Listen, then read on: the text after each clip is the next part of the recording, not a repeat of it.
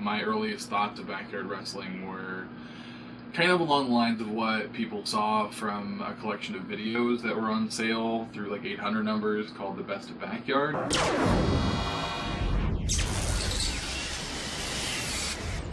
First time I ever heard about backyard wrestling, I want to say I was about 10 years old. Of course, the DVDs and the games. I would have been 10 in 98, so yeah, that was about the beginning of its popularity.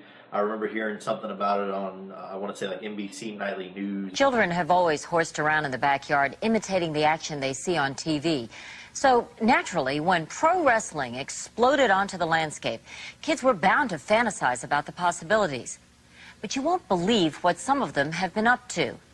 That looks like fun. I mean, that's no different than kids going out and playing tackle football when they really should be playing touch football. Should the kids be hitting each other with garbage cans? Probably not, but they all look like they're friends. I don't think they're doing anything out of anger. People perceive backyard wrestling as garbage wrestling, really. It's a bunch of usually kids or teenagers doing crazy shit, jumping off roofs, wrapping themselves in barbed wire, bleeding all over the place. It was like they were trying to recreate, you know, what was popular at the time, which was ECW, which had the whole underground feel to it. When you talk about backyard wrestling, and a lot of the veterans in wrestling look down and talk down upon backyard wrestlers. And what I got to say to you is, fuck you, man. Backyard wrestling as a whole is looked at very negatively, even still to this day. I mean, the early days of backyard wrestling were trash wrestling and garbage wrestling, but that persona of what that wrestling was has stuck today. Like, if you bring up the term backyard wrestling today, people are going to associate with the same thing they did back in 2000, back in 1997, as just trash wrestling. People jumping off of houses, not trained wrestlers, no gear, and those kind of things. Unsafe wrestling, and it's unfortunate that that is the case. And I wore out those tapes. I watched them endlessly. And who was in those tapes?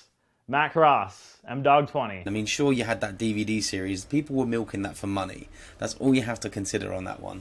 Well, how can we make money quickly? Let's do a documentary on backyard wrestling. How will that go down? Sick. All you're going to show is the trash stuff, because that's all people want to see. It's for media. I know some guys in the business who started out as backyard wrestlers and are phenomenal. Phenomenal. Matt Cross is one of them. In a lot of ways, I became sort of the poster boy of backyard wrestling. There was a combination of a lot of things, like everything in life. There's a time and a place, right? So this is back in like 1998, 1999. Professional wrestling as an entire industry was at arguably an all-time high. You know, it was just such a big thing. You could run independent wrestling shows even, and just have wrestling on a flyer with no names, no one trained, no one knowing what they're doing, and you'd get about 800 or 900 people in the building just off the strength of the word wrestling. I love backyard wrestling because it's guys being creative for no reason. Not that the word's no reason, but you know, they're not getting paid. I just wish that sometimes, almost with backyard wrestling, you wouldn't consider it just trash. It's like you have such good quality matches and you have super shows. It's not just let's go out there and hurt ourselves. It's like let's have fun, let's hang out, let's just chill and get rid of real life for a minute. Backyard wrestling is the escape that a lot of kids need, and that's what I do. That's why I do it.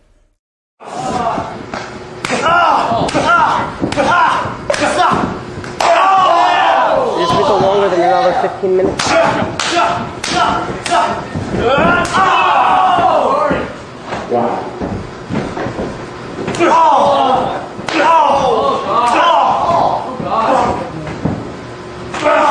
Jesus, oh my God.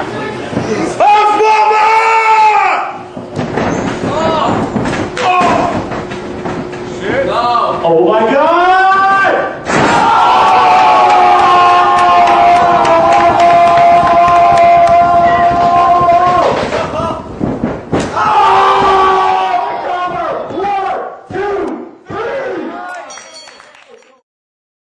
The Backyard Wrestling link was a message board. I'm not really sure when it was created.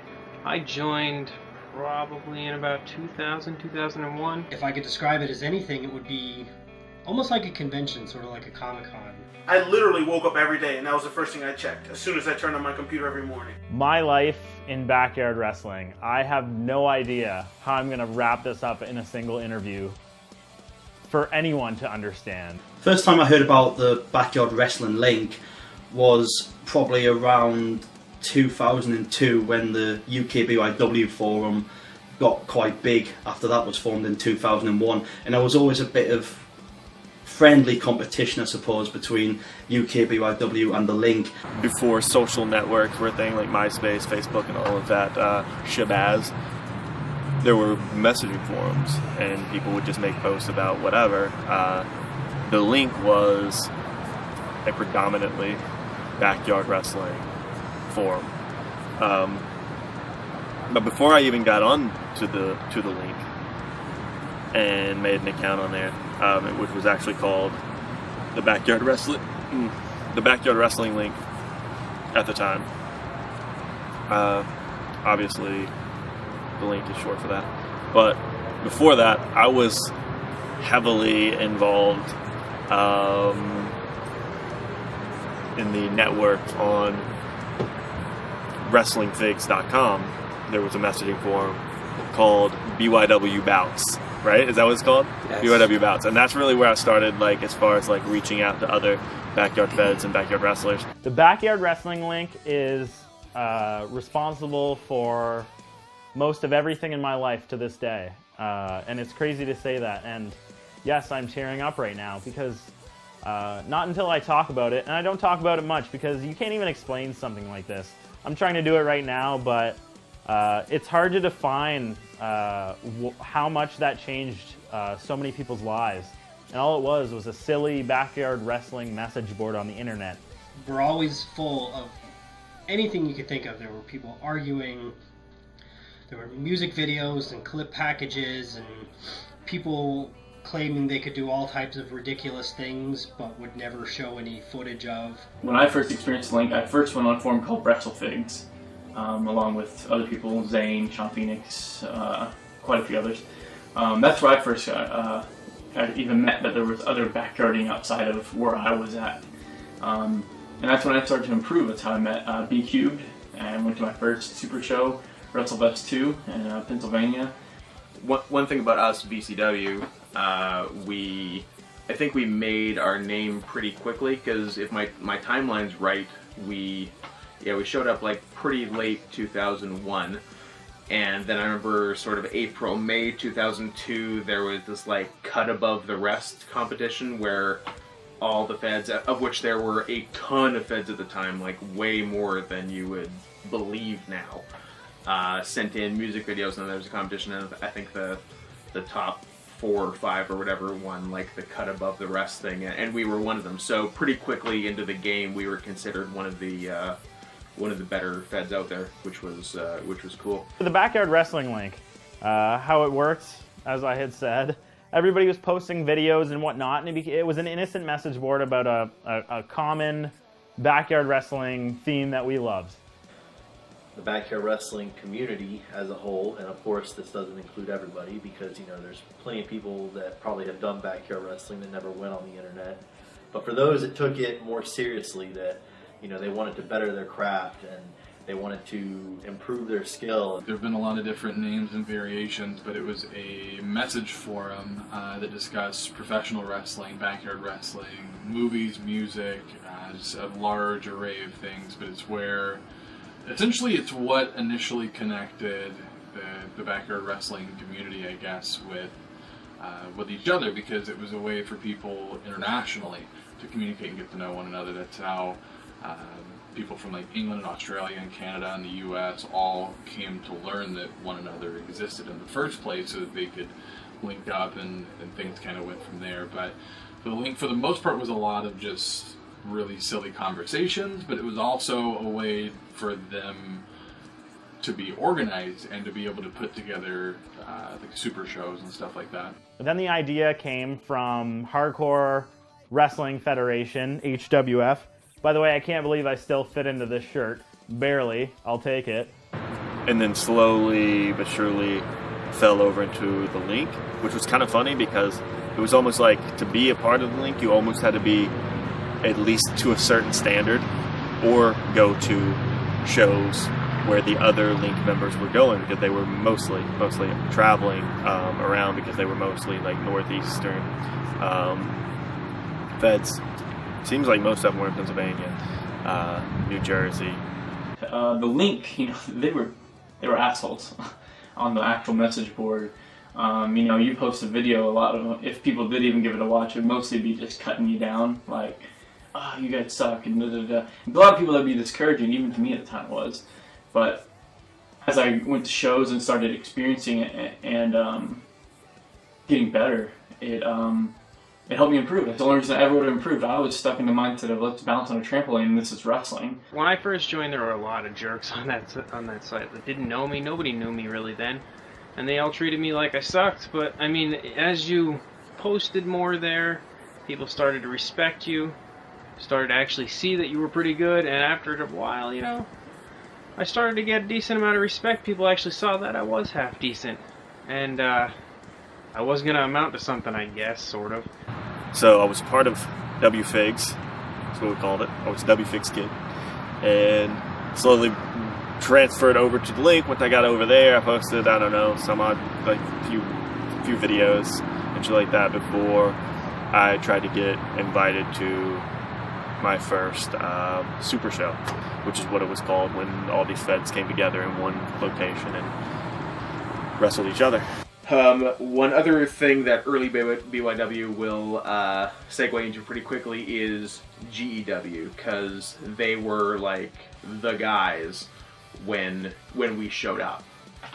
So GEW was Ohio-based, Cincinnati-ish, I believe, so South Ohio, and it was, you know, Russ Myers, Matt Schock, Russ's brother, Larry Crotch / Vicious Vince, I think was his wrestling name. Larry Crotch was his referee name, which was actually more known for as the referee. Dave Maynard did stuff with them. The Optimist, who fell off years and years ago. Greg Dick. The main part to me was connecting and finding out about new shows and different feds. I was introduced to the link by way of Steve Schultzen back in 2002. Steve had collected a lot of backyard wrestling tapes, including some early Backyard Fest. And it was very easy to hit somebody with a barbed wire bat or lay out some tacks and slam them on there, even though it was the sloppiest body slam you'd ever see. So that's how backyard wrestling originally got a bad rap. And then as we developed our skills, and you know, you see HVWA post something on their website, and then that makes me better too, because we were all trying to compete. There was a lot of healthy competition there. I mean, everybody was in it to be the best fed, and that only was an asset to everyone's skills. And they were the guys, GEW, Garbage Everywhere Wrestling. The minute you got on the link, you probably heard about them pretty quickly. They produced lots of media, which is always a good thing for getting your fed's name out there. And yeah, they were the first like cool fed that we came across when we started up on the link.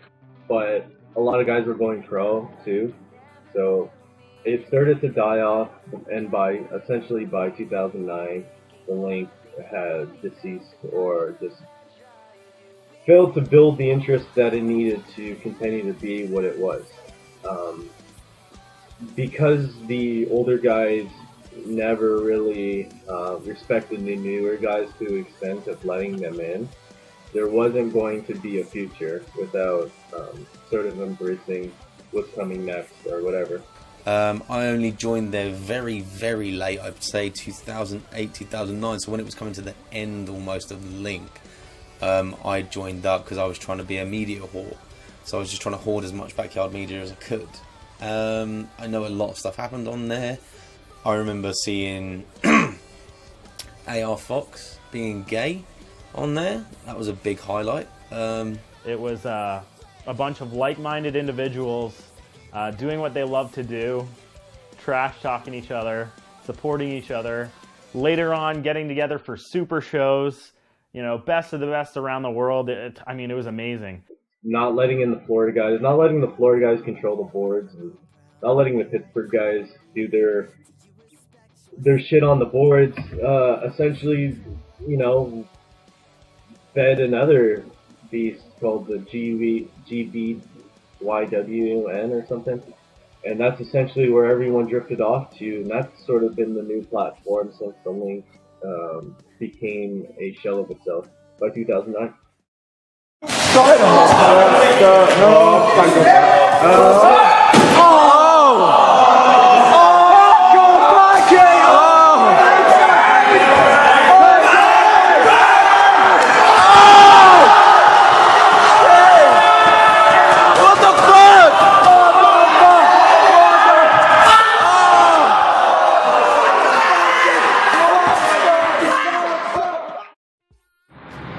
Home fed was PWS, Prodigy Wrestling Society. When did we meet Mike in that? That was like 2003. 03? So we actually became a fed, like okay. It was originally just me and the man behind the camera, honestly. Just Warren. Just yeah. We had like multiple gimmicks. Yeah. It was hard, like they hardly even came around. Did not. You know. So it's like me and C4, who at the time wrestled as Big D, was our original fed, if that's what you want to call it. It was really just two kids fucking each other up, whatever, or one kid fucking the smaller kid up. I didn't have any misconceptions about backyard wrestling, and I never thought that it would bring me fame or fortune or certainly a career in the WWE. Maybe I thought fame, because we were starting to get on these talk shows and stuff like that, and I hoped that would turn into some sort of fortune or money, which is a whole other story, but we really more or less got screwed out of any sort of monetary compensation. I started by giving my sister wrestling moves. I had this Pink Panther blow-up doll that I would wrestle on the trampoline. 10 years old, busting out a mattress in the living room after coming home from school and doing elbow drops off the couch, and even going as far as to pull a ladder out of the garage and emulate the Shawn Michaels and Razor Ramon ladder match from WrestleMania 10. And eventually that evolved into wrestling on a trampoline outside, and then eventually we built what was called a base. I started toying around with wrestling when I was really young. I was probably 10 or 11, and myself and my little brother Bobby would stuff pillows underneath basketball jerseys, and we'd go out in the backyard and we'd just kind of like almost sumo style wrestle around just for fun. And then eventually we dropped the pillows and we started wrestling each other, trying to put storylines together. We got an old VHS camcorder that weighed probably 30 pounds, and we started writing stories, and then we got our neighbors involved. A kid named Joseph and a kid named Tommy that wrestled with us for a while. See, my background was in competitive gymnastics. I did that for close to 11 years. I competed all across the country, and that kind of planted the seed for the travel that I do today as a professional wrestler. And really, in competitive gymnastics, there's no career path. You go for the Olympics, and if you don't make it, you can coach, and outside of that, your time in gymnastics is more or less done. So I was coming to that end of the road. I did it through college, and then I was, again, coming up on a crossroads. I had a friend, Josh Prohibition, who I'd met in high school. He was a junior, and I was a freshman. We were both straight edge. So I remember walking the halls of my high school and seeing another kid wearing like straight edge t-shirts. And there was more back in the day compared to today, but even back then, it was pretty rare. So instantly, I'm like, oh, here's another guy that's straight edge. Here's another guy wearing Rancid t-shirts. Here's another guy that likes punk rock. I mean, so we kind of gravitated toward one another. This was our wrestling belt. Okay, I want to tell you what this is. This is my mother's belt. I stole out of her drawer, and then this is a heating pad for food on the dinner table. I put the belt through the heating pad, and this was our world championship. And nothing made me more proud than raising this over my head. Hilarious days, man. We put together a tape. I remember we spent like hours putting that tape together too, and it was like trying to make a compilation or music video using videotape. So like we were hitting stop and like record at the perfect time and just get a clip and then moving on, and then there was a couple like full matches in there that we thought were like some of our best works, and then obviously like the stupidest bumps separate and, like, interviews, hardcore shit that we did. There was an interview you doing a head on camera and I would say my piece. Yep. Yeah, we had interviews on the tape. So we gave this tape. I was like 2003. How old was I? 16? Yeah, about 16. So that's 14. Basically, in the year 2000, so I was 17, which is, I guess, later than a lot of people start backyarding. I remember, I'll probably mention both later, but two feds I really liked, NIWA from Newfoundland, Canada, and HVWA from Australia. Both of those feds were like, they were super young. They were all like 15, and they all like quit wrestling when they graduated high school, and like I started wrestling when I graduated high school, so it was very weird. But yeah, that's when we started. So it was me, Justin, Yakuza J, and a few other high school guys on my trampoline. I was making a website and posting pictures from our wrestling shows, GeoCities, Angel Fire accounts. You know, my parents didn't have cable, so I just stumbled onto SmackDown, I remember, one week. And I got hooked on it. See these dudes doing crazy stuff on there, and I started watching every week. Started hearing people talk about it at school, started really getting into it. And then I started, you know, just doing random stunts, you know, eventually got the nerve to do, you know, 630 on the trampoline, got the nerve to do this on the trampoline, got the nerve to do this off the trampoline. And before you know it, I started getting to my friends together and we'd have matches. Eventually I started buying gear, started making storylines. Around the 2000, like I said, the 2004, 2005 time frame, and thought we were doing pretty good. Backyard wrestling goes back a long way for myself. I did it with my brother, Violent J, Joe Bruce, and Joe Usler of the Insane Clown Posse, Shaggy Too Dope. That's kind of how it started. It was myself and my brother, and then some local neighborhood kids. We got together and wrote shows and came up with really terrible characters and did really, really terrible wrestling, and nobody really wanted to powerbomb somebody on the ground or something like that, so everybody was very careful, very safe, and it looked really, really bad. And it just kind of went from there. Down the road, luckily, I befriended a lot of guys in high school that were really into wrestling too, so we already had what we kind of thought was a little program going on. We, I don't know, quadrupled the number of guys that were wrestling on our show in one day, and then it became something completely different. It evolved in one day. And then that kind of snowballed and went on and on and on. But yeah, it started with me and my brother at a very young age, just playing around in the backyard. Windsor backyard wrestling feds, and we met up at the indie show and we said, let's have a little super show. Two federations from, you know, two places 20 minutes away. We decided, oh, we're going to have a big show together. It wasn't even called a super show at that time. It was, I think we wanted to play it as like an invasion kind of angle, but anyway, so I got together with those guys, and that's how we formed WSW, Wicked Shit Wrestling. So we did a few things in 2000, and then sometime toward one of the last things we did in 2000, I guess it was me, I'll take credit for it, and you'll find out soon. I'm taking credit for a stupid thing, so don't think I'm being cocky about it.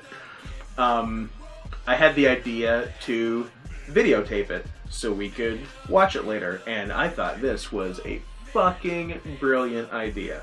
Taping your wrestling. No one's ever videotaped wrestling before, right? Yeah, it's just a really novel concept.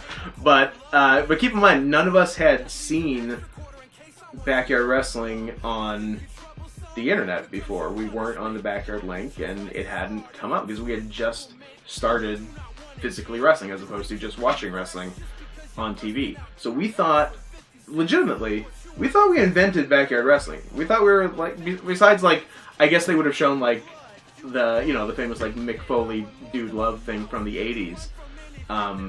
But that's the only like non-WWE wrestling we were really familiar with. So yeah, we legit thought we invented backyard wrestling and BCW, and we were just the smartest guys in the world. I worked at a pizza place all through high school. I used all of that money to travel to backyard wrestling shows. I would save up my money and then fly to Rhode Island, save up my money and fly to Vancouver. My parents, for a long time, tried to stop me, and then they realized after a while that there was no stopping me. This is what I love to do, and I lived for it. I mean, it kept me out of trouble. You know, we took to the backyard at this time, 1998, 1999, when wrestling was very, very, very hot.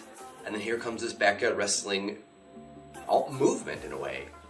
I think one of the biggest misconceptions about my backyard career, if you can call it that, is that I had years worth of matches and that we did this regularly and that the best of my stuff ended up on the Best of Backyard Wrestling videotapes. I don't think many people realize that every single match that I ever had in a backyard, without exception, is on those tapes. So those aren't the best of my backyard wrestling, it's the entirety. It's the discography of my backyard wrestling. I really only I don't even think I had 10 matches in a backyard. Yeah, I'd say between 5 and 9 total ever. So there wasn't that many that we really did in the backyard. We were just involved at a high level at the right time. And then I guess we made a webpage for ourselves, and then like I guess shortly after that we like discovered other backyard wrestling that existed before us, which was a shocker to us, but we're like, oh great, other people in the world do this, so that's cool. And then I guess through our website, it had to be, there were a couple other local backyard beds, or at least like next town over, driving distance. And that's another good thing about starting wrestling later is you can already drive. So someone being 45 minutes away is not so big a deal as when you don't have a car. I remember we taped these matches, but just for ourselves, not to sell, not to do anything with. We just wanted to watch them afterwards to, again, get more wrestling because we were such big wrestling fans. So into ECW, and we want to emulate New Jack, who at the time I thought was the greatest professional wrestler of all time, you know? So we tape them for ourselves, and then our buddy, and this again is in the budding ages of the internet, I mean 98, 99, I don't even honestly know if I had a computer at that time. We had a buddy who offered to make us a little rudimentary, crappy little website, and he put that up, and he had some clips or something. Again, there's no YouTube, so I'm not even sure how it worked, but I think there was a couple video clips and everything of our backyard wrestling fed, which was the Brexville Wrestling Federation, BWF. So he put these clips online. Josh kind of handled the website side of things. And I remember one day him getting an email that he forwarded to me or sent to me or showed to me. And it was something along the lines, we'd heard from these guys, Houston Curtis and Rick Marr, and they were going to be Backyard Wrestling Incorporated. And they wanted to put out some tapes, and they were looking for footage. So Josh asked me, is this something that we should do? Are you interested in that? It was until like 2006 that I started going to some of the super shows when I found the link online and started really kicking up and getting better. What's funny, this is one of my favorite things, and it's a hush story until now, just from the backyard wrestling being looked at as it is I had my first pro show in Michigan, 2006. Without being trained, wrestled, and it wasn't a big pro show. I mean, not to get crazy for you, but I wrestled on a pro show when I had maybe learned how to bump like a month before, and I just still think that's really funny to this day. I had a pro show before even knowing how to bump properly, really. We handed them a tape. They got back to us like a week or two later or something like that. And they were having a show at their house, invited us to it. We went there, and that was the first time that I ever learned or heard the phrase spot. That changed everything. When I learned that people like planned sequences in their match, like after it was like years of Dallas and I just in his side yard, which is where we are right now, this stop sign has had more than one encounter with my anatomy. But after I found out the spots were a thing and people put sequences in their matches after years of wrestling with him and just like kicking the shit out of each other, like on the fly, just so carelessly, just reckless. That really, I think that probably changed everything as far as Zane goes. Let me tell you something. It was fun. It was pretty amazing, and we didn't know what we were doing, man. We were in there beating each other's asses, and a lot of people ask me, what do I feel about backyard wrestling now?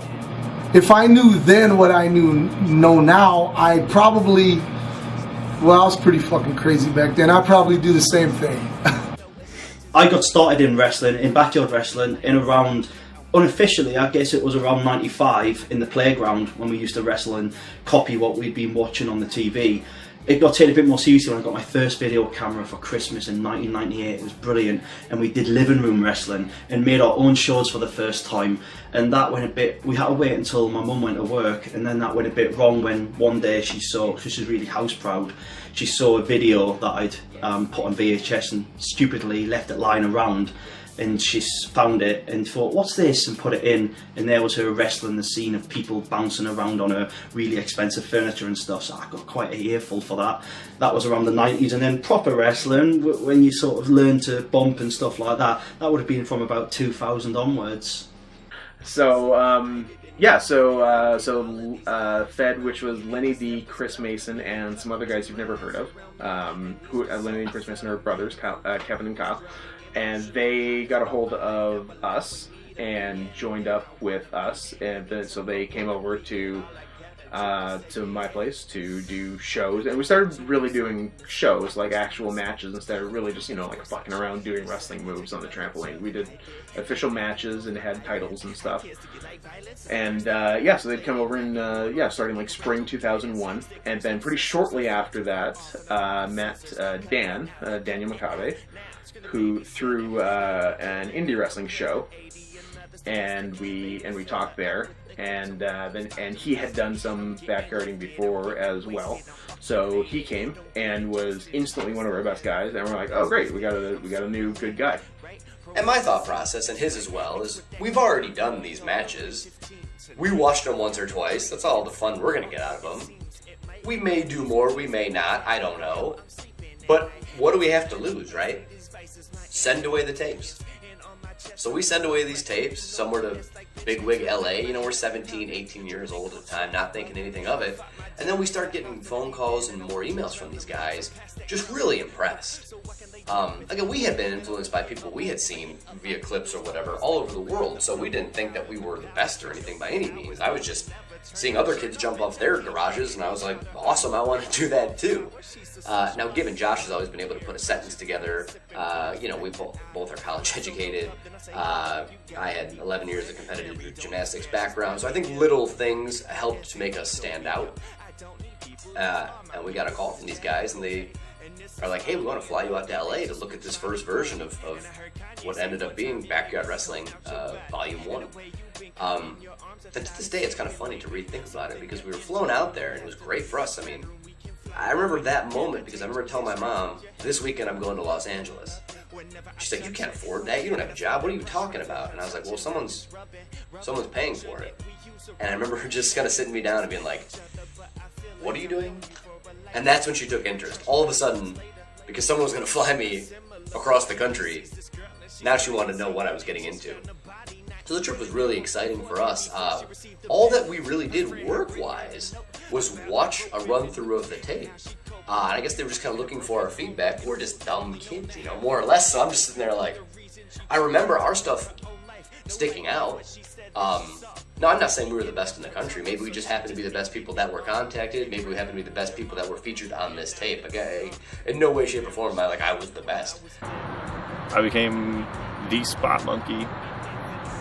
It became almost my thing, like, to be a spot monkey. Like, that would, like, it wasn't like, oh no, he's a spot monkey because that's how he wrestles.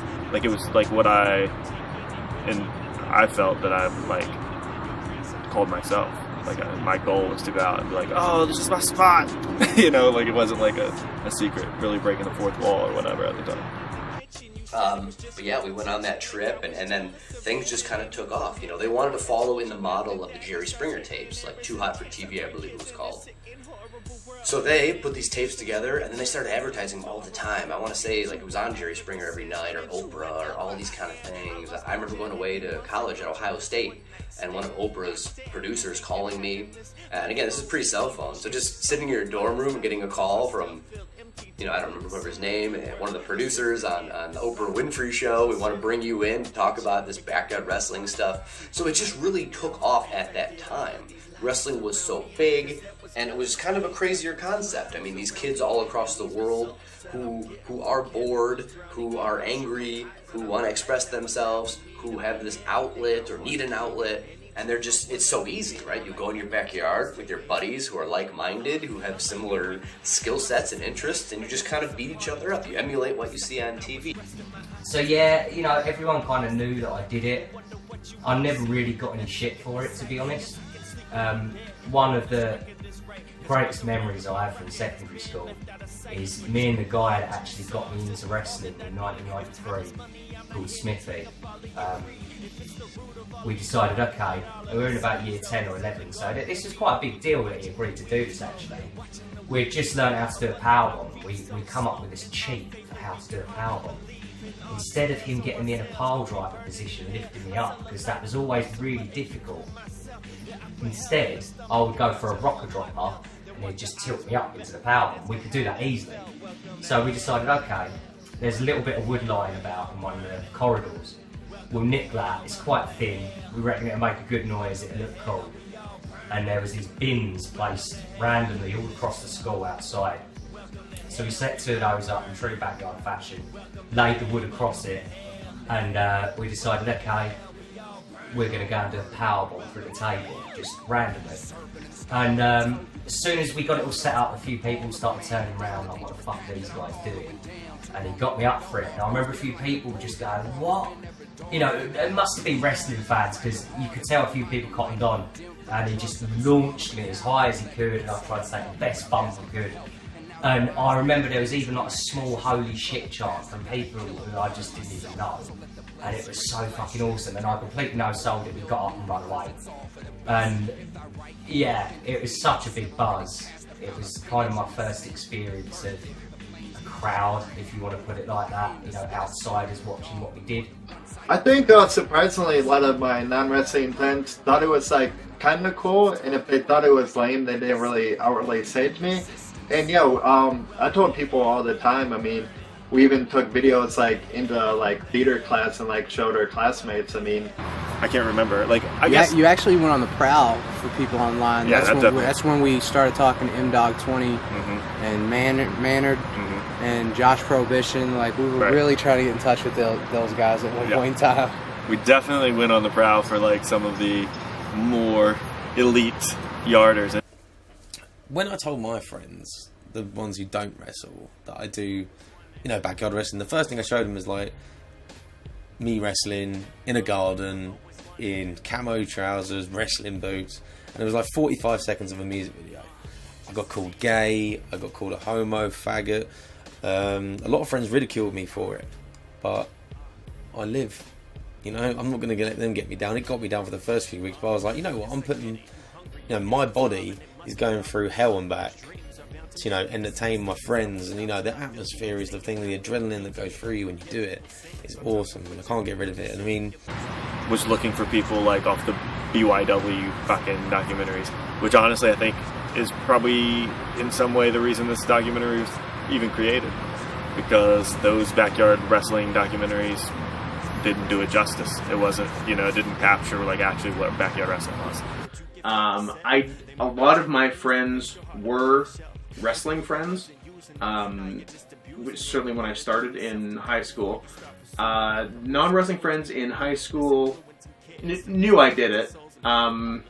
Were fine with it. I only really started very late into high school, like grade 12, so it didn't come up that much. Then after that, like newer people I met in university, whatnot, I usually didn't tell them about it for whatever reason. I don't think it's being embarrassed about it. I think it's just the just having to explain it to someone who has no idea what it is.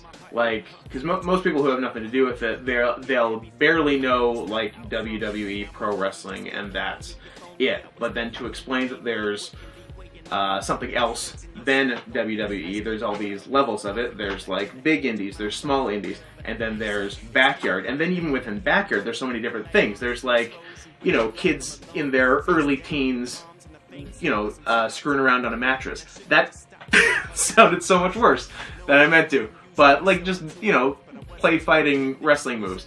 And then there's, you know, stuff I still do now. Some of it is considered backyard wrestling, but it's in a pro ring in a building in front of fans. So like, where do you draw the line? And, you know, and it's of a pretty high quality, especially compared to, you know, like the bottom end of backyard wrestling. So it's a hassle to have to explain all that to someone who has really no point of reference other than knowing what the WWE is. So yeah, I think that's really the reason. I don't think I'm embarrassed about it, because if a friend of mine or a coworker finds out I wrestle, I'm not embarrassed about it. I'll tell them about it. But yeah, it's just to explain all of it and make them understand it, I think is pretty tough, and that's why it, yeah, at least for me, it doesn't often come up among non-wrestling friends. He's going for a little bit. Yeah!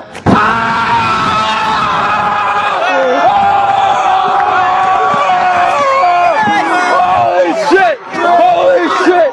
Oh my god! Oh shit, my gotta be fucking bitch!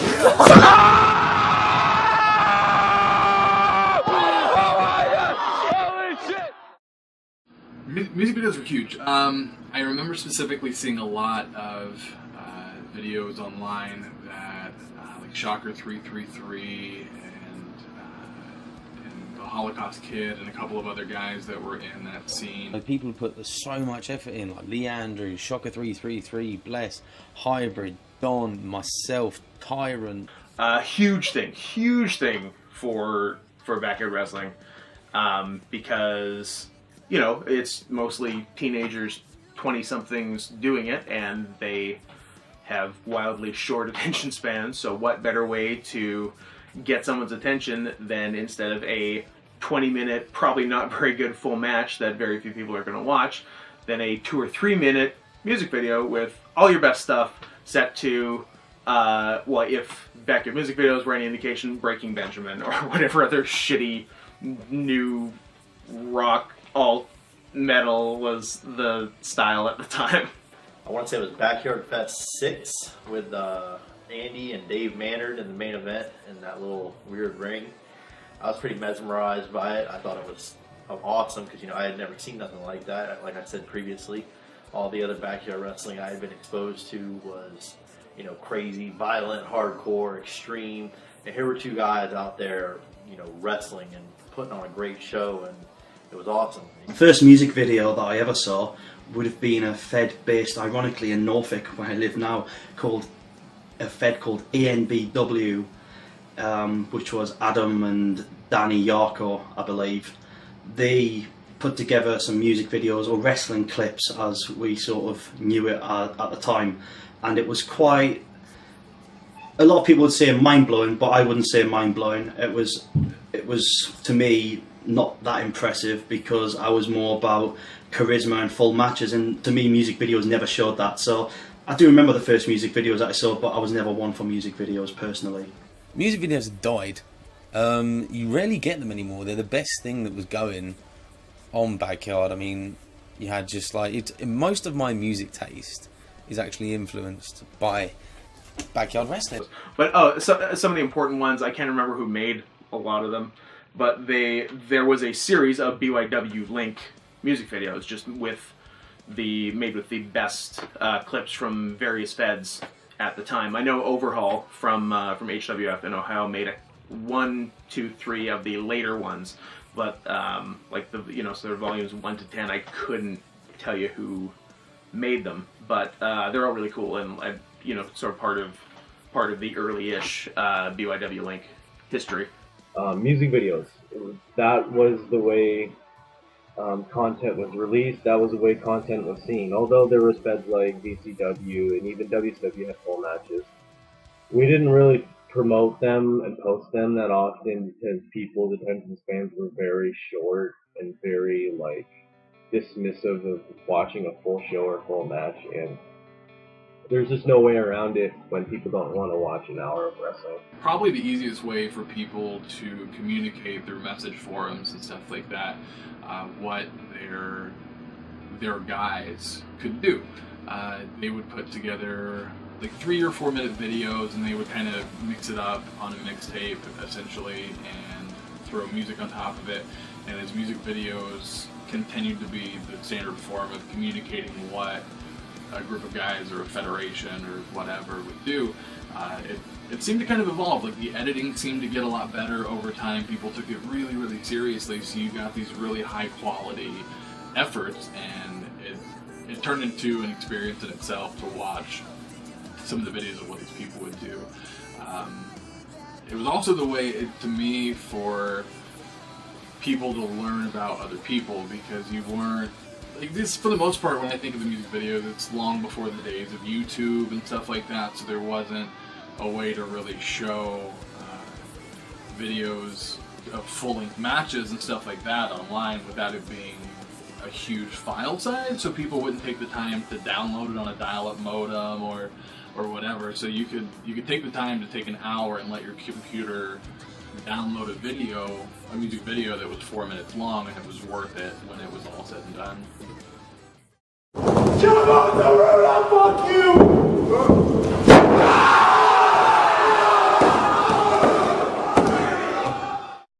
It blows my mind whenever you try to explain to people who aren't in the know. They don't understand it. Well, wait, so if you're a pro, you can't back her? I don't get it.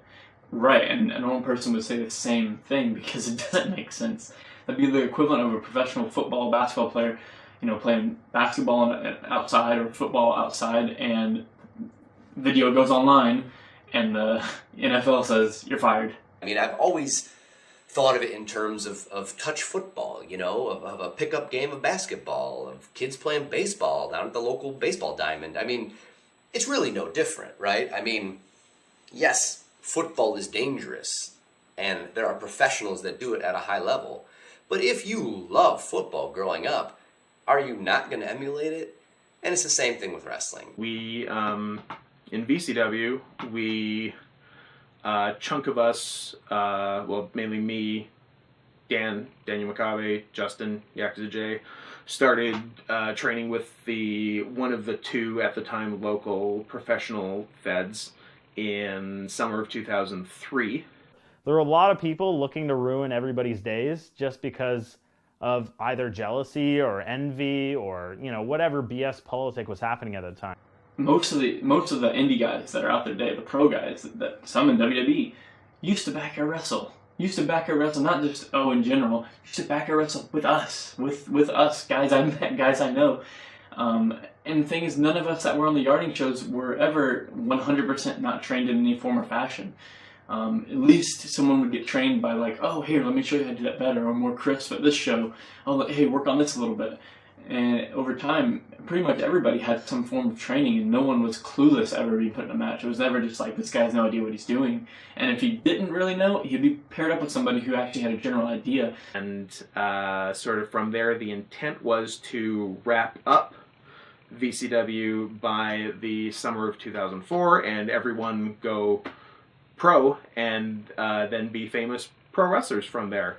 And it worked! Nah, not really. But you're just expressing your love for something, and who can knock you for that, or how would you not do that? And I don't think people really grasp how widespread that was. I mean, I guarantee if you took anyone in the NFL, they didn't start playing football in college or high school. I'm sure they were throwing around a ball or playing with their buddies in their backyard. Same with baseball, same with basketball, and wrestling's the same way. I mean, Mick Foley, CM Punk, Daniel Bryan, Seth Rollins, the list goes on and on. The Hardy Boys. I don't think you could name a pro wrestler who has a genuine passion for wrestling. I'm not talking about a bodybuilder who picked it up as a job or for money recently.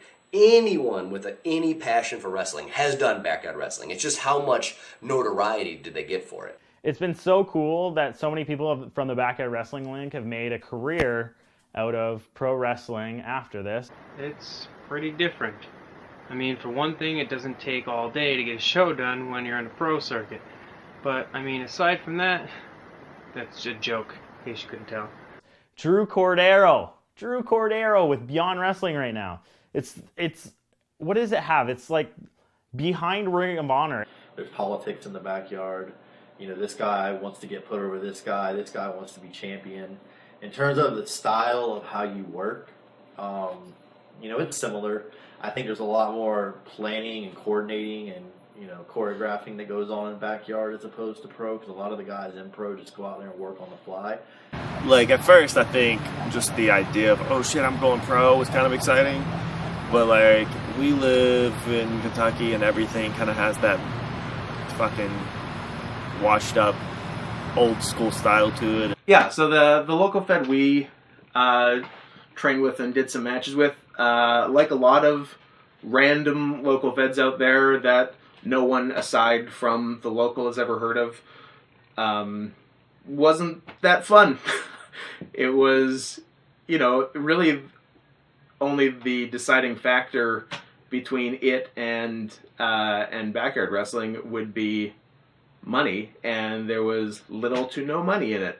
It is crazy how many pro wrestlers in North America there are now that started on this message board that we were a part of.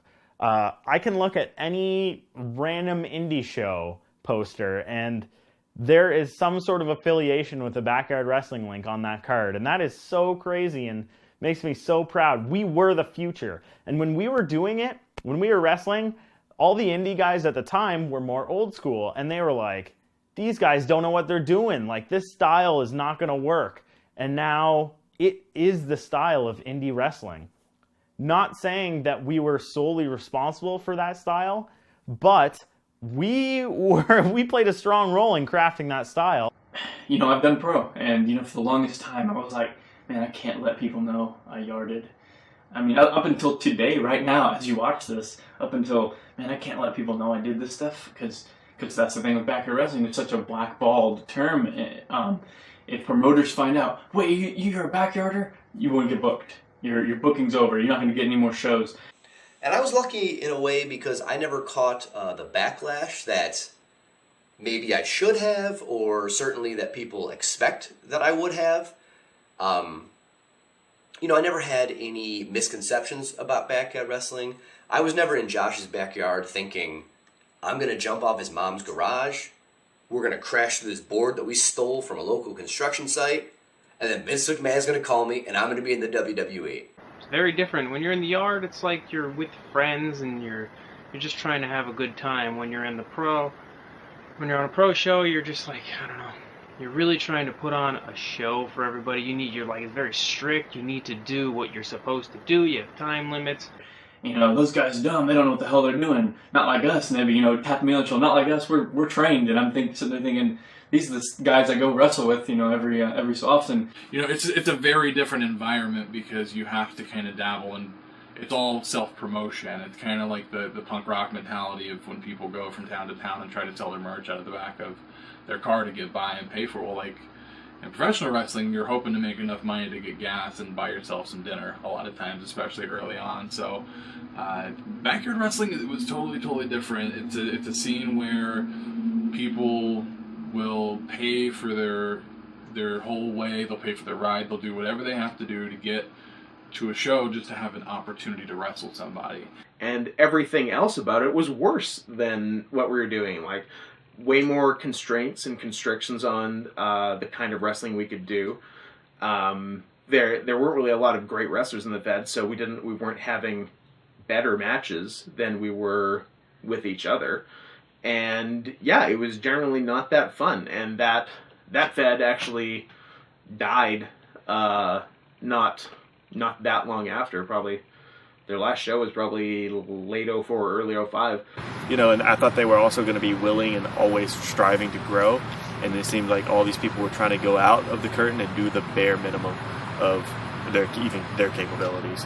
Like, they really wanted to have like the lowest amount of work, and it's like, why are you here? Because it's not like you're getting a fucking good payday or something. Like, you're like, I got paid in fucking chili cheese fries one night at like a Mountain Dew. That's real for a Fed called SRW. I don't even think they're around anymore. It's like BCW was way more fun and way more rewarding, even though there was zero money in it, and often we had to pay to do it. But that was fine with us because it was fun. And for a lot of the guys that did it, it didn't matter whether it was on the ground or on a homemade base that didn't have ropes or posts. If it was in a wooden wrestling ring with wooden posts and literal ropes for ropes, like there's a lot of variations in backyard wrestling that it's kind of hard to really define it. Like professional wrestling, you have a very clear image. There's a ring, there is a crowd outside of the ring. There's music that's going to play. They're going to play the national anthem. It's just that kind of thing where you have a general format that's relatively universal. And with backyard wrestling, it's kind of like a carnival. It's a crapshoot. You don't know what you're going to see. It really depends on the people running the backyard wrestling show itself.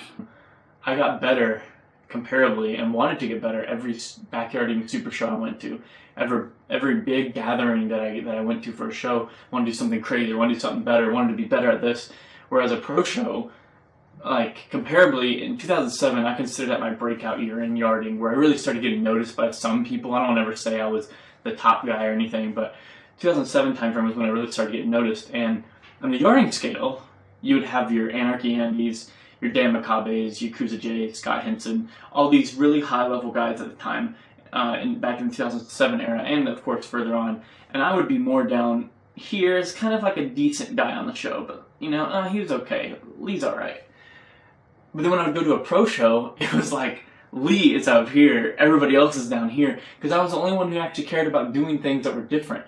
2010, I went to Beyond Wrestling for a weekend of shows there, along with Justin, and those were fun, because it was almost like, which was sort of the original intent of Beyond Wrestling, was professional wrestling as backyard wrestling, or backyard wrestling as professional wrestling. I don't know which would be the right way to phrase it. So yarding, though, it helped push me to be better at pro wrestling. From learning from every guy that I would meet on a show, at a yarding super show, you know, some of those guys were big-name guys in the indies or even in WWE time, people, and they would show me stuff, you know, they would teach you stuff, and that made me become a better wrestler as a whole. I mean, even by the time when I went to FCW, WWE's former developmental school, I was already way ahead of the game from what backyard wrestlers had taught me. I mean, just let that sink in if you're somebody watching this, you know, out of the blue. From what backyard wrestlers taught me, it prepared me to graduate the top of my class for FCW. We still wrestled like fucking yardards. Like, we'd go out there, everything was a neck bump or a head spike. Like, everything was like killing yourself and doing some flips and spots and shit. And still got paid in a chili cheese fry and a Mountain Dew. Hey man, we can't pay you tonight, but we can give you this chili cheese fry and this Mountain Dew. Oh, well, thanks. I'm glad I drove out. If I could break, not that we were there for the money, obviously, but fuck it, that's cost gas. Can't get home. I tried to put the chili cheese fry in our gas tank and it didn't get us very far. It was a nice time when I look back on it. The differences between professional wrestling and backyard wrestling. I think in backyard wrestling, more or less, you're doing it with your friends. So it's your buddies, you guys you've either grown up with or you hang out with all the time. So there's a very team element. There's a lot of camaraderie there. And you're all trying to work toward this main goal of, like, let's make our promotion or our match stand out, or let's have fun. Whereas professional wrestling, I remember, especially when I first got into it, that was there was a learning curve there, or a bit of a culture shock almost, because whoever you're wrestling, you might drive 6 hours to Ian Rotten's IWA Mid-South, meet someone that day named Bull Payne, for example, and then they might beat the crap out of you. So, yeah, mixed experiences with pro wrestling for sure. On the whole, over the course of everything I've done, I've absolutely liked backyard wrestling way more than pro wrestling. And I've had way more cool experiences through backyard wrestling by a landslide. I guess the last run-in or brush with backyard wrestling that I had was probably back in 2007. I had been brought down to Florida for something called the Jeff Peterson Cup, which was a pretty prestigious tournament at the time in independent professional wrestling. It took place over the course of a couple days. I believe I went to the finals with Chris Hero, who was another respected competitor, former WWE employee. And we went to the finals and wrestled about 20 minutes, 25 minutes, and really beat the crap out of each other. And I was excited to be down in Florida. I mean, I live in cold Cleveland, and really excited. And I was approached by some kids, some guys afterwards, and who were interested in booking me. And you know, that's what I do for a living, so I field all offers, and I love hearing from people, and I love to travel. Shane got him down to Florida by some means, and that's how I met one of my favorite wrestlers who went from yarding to pro and actually made it. It was a really successful thing. And yeah, I mean, he had to have known it was a yard show. There's no way he didn't. Back in July of 2007, our Fed ACW, we decided that we were going to run what was considered a pro show. We had a real ring. We got us a venue that we rented out. So we wanted to book, a name on the card. And we contacted Matt Cross, better known as MDog20, who was on the cover of the old Best of Backyard Wrestling DVDs and video games. Arguably the most popular, well-known backyard wrestler of all time. We just book you a flight and you'll come back here? And I said, sure. And we talked about the details, and they were running in Florida too, so I was really excited. And it ended up being the very next weekend. And I'm thinking in my head, there's no way these guys are going to get me a flight for the following weekend. I'm not going to come back to Florida 2 weeks in a row. I mean, how lucky would I be? And sure enough, I got back to the hotel even. I think in the lobby I checked my email, and they had got me a flight. So I was like, sweet, going home for a couple days, coming back to Florida. This is great. A couple years later, I wrestled him on a pro show. So he knew, hey, I remember you from that. So it was interesting having that. And then we stayed at hotel rooms a couple times, in Texas, and he wrestled on shows in Texas. I helped bring him into it. But just a really great guy, and it was really cool that I got to meet him in the yard. Well, arguably the most legendary backyard wrestler of all time. I remember kind of like wondering when the doors were going to open or stuff, and it just seemed like everyone wrestling on the show was also part of the audience and very, very friends and family, if that. And then I kind of picked up, or someone told me that this was more or less a backyard group. But again, I didn't think anything of it because the guy I wrestled seemed competent. We were in a building and we were in a real ring. His name and face will always be synonymous with backyard because it goes to that picture of him doing that huge splash off the roof. We booked him on our show. Yes, we did have to pay him. He is a professional wrestler, so of course we had to pay him. And actually got a negative response from the internet. A lot of the guys online, they tried to almost downplay and discredit what we did by booking him. Because they said, oh, well, you had to pay him. Well, no shit, we had to pay him. He's a fucking pro wrestler. It's his job. He's not going to come work for free. The fact that we still booked MDog20 on our show, the biggest name ever in backyard wrestling, that's one of the things out there that I don't think we get enough credit for. And it was cool that Shane, I still say to this day, it's cool. He brought MDog20 back to the yard. Like, the only person who's ever done that. And I know a lot of people hate on Shane and hate on ACW and the Florida guys, but I still think it's awesome. Now the next day, because I think I asked to stay an extra day or so, I didn't want to go all the way to Florida and back, and I was in a rush to leave, beautiful Florida, right? So the very next day they had it's just an absolute backyard wrestling show.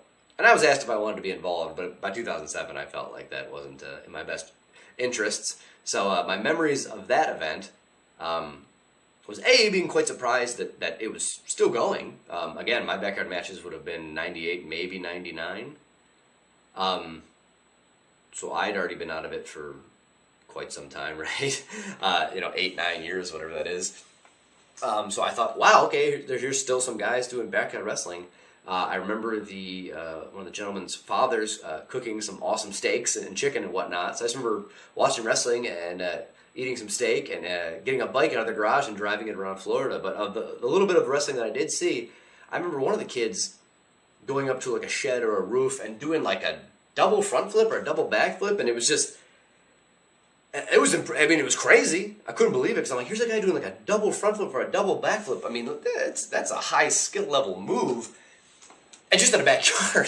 So I just thought to myself, I mean, no, who's really going to see this, But I guess that showed me alone that I couldn't imagine doing that in my era of wrestling, if you will. So I'm sure whatever exists today is probably at a high level, because like everything, it progresses.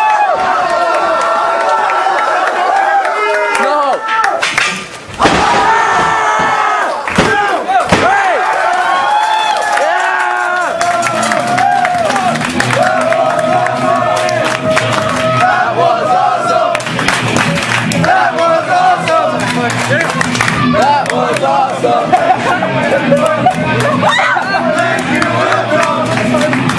Thank you, and God! Thank you, and God!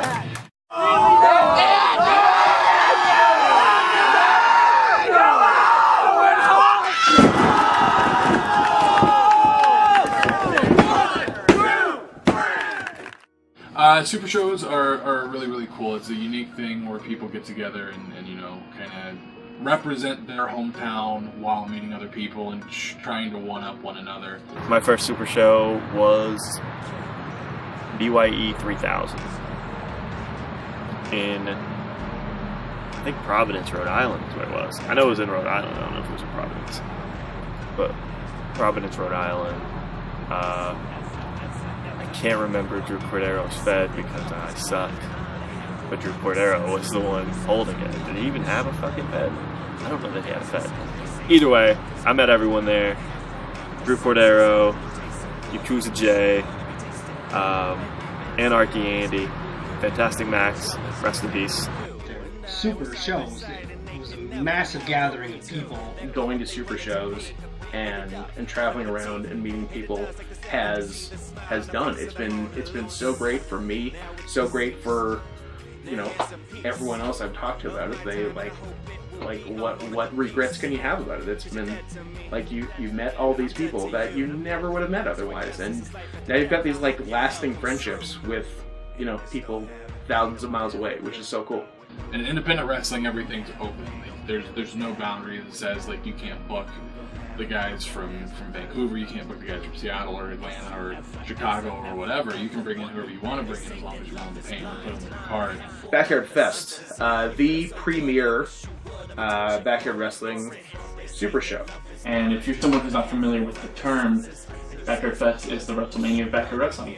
I mean, Backyard Fest 7 was definitely the first super show, I would say, because you had us from Pennsylvania, you had the guys from Ohio, Tennessee with Rigor Mortis, VCW, so that was Canada. So I got to do some math. First Backyard Fest I went to was 7 in 2004, so by simple math, I believe Backyard Fest 1 would have been 1998, 6 years prior.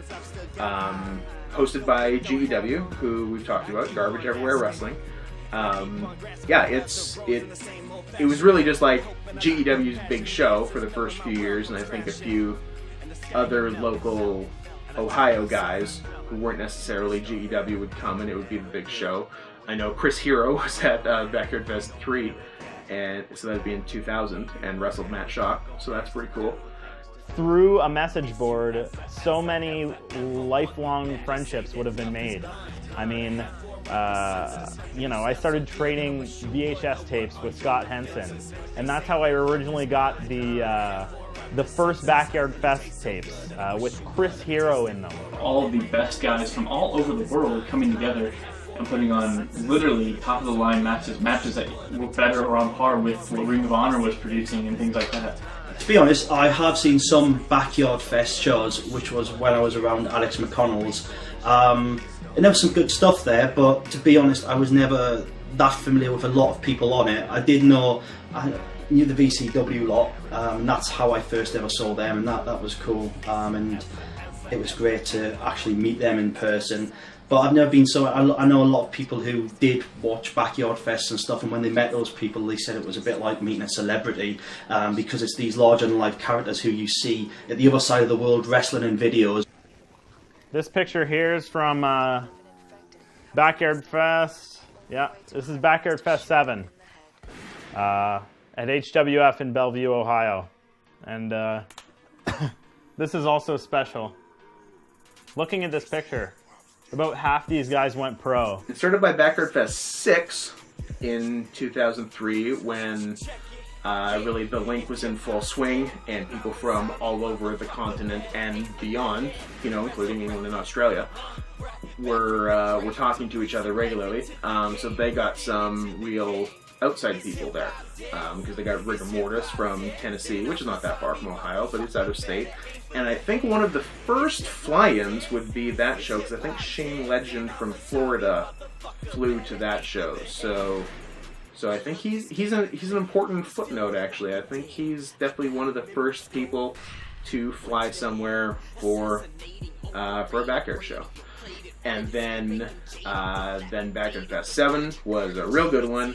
I hope partly due to us going, me, Dan, and Justin. And I kind of want to take credit for popularizing flying to shows, because really starting with that show, it started becoming a real more regular thing. Not only for us, because it was the first time we flew here, but for lots of other people. Like, it really became the thing for a number of years. Like, it was socially acceptable to pay hundreds of dollars to buy an airplane ticket to fly to a backyard wrestling show where you do not get paid. But they were also the best times. Like I said, people came from all over to get together for a weekend. They spent their own money to travel, to get hotels, or to sleep at people's houses. GEW had already been having super shows for a long time, along with LWF and HWF, and I remember I really came into that scene at about, we started around the Backyard Fest 5 and 6 era, and by the time Backyard Fest 7 came around, WSW had created a decent reputation on the Backyard Wrestling Link. We were up there with VCW and HWF and LWF. We were, doing our thing. And for me, I only got to experience Backyard Fest 10, which was cool. And a lot of people don't realize this. So someone who's a pro watching this, someone who's never experienced this world that we're bringing to life through this documentary, how can I put it? You didn't just get put on Backyard Fest. You didn't just get to main event these super shows just because you wanted to. You didn't just get to wrestle this guy because you thought he was good. You had to work. It was literally like, no, you're not good enough to. We're not going to waste a match on you. You're not good enough yet. Backyard Experience, there's Backyard Hangout, a Backyard Super Show. Literally, that's what it was called. Backyard. I mean, it became every federation had their own incarnation of a super show. So I'll talk about BY Week. That was a big deal. If you had to, again, put dates on the Super Show era, that would probably be the end date. The first being Backyard Fest 7 in 2004, and yeah, kind of ending with BY Week in summer 2007. So it at the time, and I'll try to squeeze in a couple other topics on here, being an amalgamation of the three big super shows at the time, not including ours, VCW versus the World, because geographically it doesn't work so well. But it was BYG, Backyard Gathering, which was the big LWF super show in Pennsylvania, regrettably named after Gathering of the Juggalos, because everyone in Pennsylvania is a Juggalo. And so the first weekend was there, And then there was a midweek show, BYE, Backyard Experience, which was Drew Cordero and XRW's big super show. And sorry, just to give numbers on it, the BYG, as part of BY Week, was BYG 5. And then, so it's in its 5th year. And then the BYE midweek back in Massachusetts was BYE 8, not in its 8th year, because I think they did 2 a year, so it's probably in its 4th year. I wasn't even scheduled to be on Backyard Fest 10. It was Backyard Week, which is this huge super show week where they put a bunch of super shows together. And at the end of the week, it was Backyard Fest. I was just supposed to be there to film and whatnot. And before the show started, Drew and Steve Schultzen came up to me and said, hey, look, we need you for something. Come over here. So I'm like, okay. Went over there. And I'm like, hey, you want to wrestle today? Yeah, I want to wrestle. Backyard Fest? Of course I want to wrestle. And they're like, yeah, you and Steve Schultzen, it's going to be a surprise match. So it was down, and me and Steve planned the whole way we were going to do it, and got to wrestle on Backyard Fest. As most of you know, I knocked myself out on Backyard Fest. 6:30, lights out. Still don't remember doing that. So it definitely has a memory, definitely a period of my life that I won't forget as a whole. First time I've ever been knocked out. Backyard Week was a one-of-a-kind deal. It was 5 shows in 7 days over 3 states. And then ending the following weekend with Backyard Fest 10, also in Massachusetts, but a different place, and actually outside, which was cool because it was more in the spirit of Backyard Fest. But it was super ambitious, obviously, trying to get a lot of the same people to shows over a 9-day period from Saturday to the following Sunday. And they did get a lot of people. We were there. And you had guys for the first time that had always met up here and there at these traveling shows and super shows, committed to a week-long event of going to these shows, wrestling on the shows, and hanging out, and just in general doing the day-to-day life, like a lot of independent wrestlers do when they hit the road and they're hitting town to town, or they have their bookings here and there. It was just one core group of guys for the most part. That it was a large core group of guys, but they were all on the same cards. It was just a really unique experience for sure. Additionally, on top of the 5 shows, there was a Hall of Fame, which I think is a first and only time deal as well, where we were in a sports lodge, and there were categories for, best match, most influential Fed, best wrestler, all that kind of stuff. And you had, just to show the premise of how good the evolution of the music video aspect of things came, and part of the show you had Lee Andrews put together a video of what had happened thus far in the week, which was 4 shows worth of footage condensed into a hype video to get ready for the final show that was the following day. And the fact that somebody could put together 4 days worth of footage with that kind of caliber wrestling as a hype video over the course of a couple hours was crazy.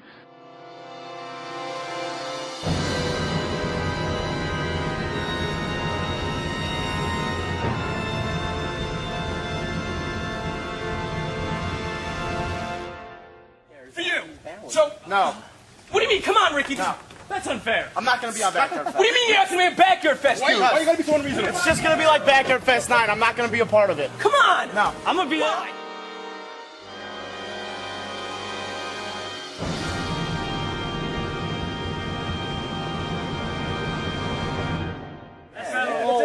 Will you do Backyard Fest if you get a shot at the ESW title? Please. Don't do it. Yes. I mean, yes. You'll do that? Yes. No. Thank you. Yes. Thank you. Yeah. Ricky's going to be on Backyard Fest.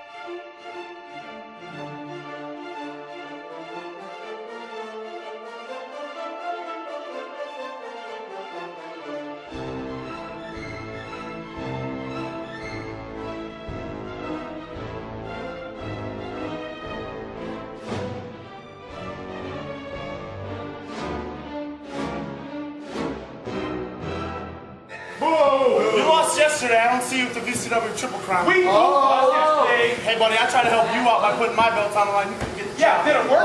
Did it work? Did it fucking work? No, it did not. You lost first to Jonah. You lost second to Jonah. Who gives a fuck who lost first to Jonah? You got beat for one of your titles. Who's to say someone's not going to beat you for the other one? Like who? No one's going to beat me. Just get the fuck out of my face. Oh! Push me? Yeah, push me. Oh! You guys do whatever you want, all right?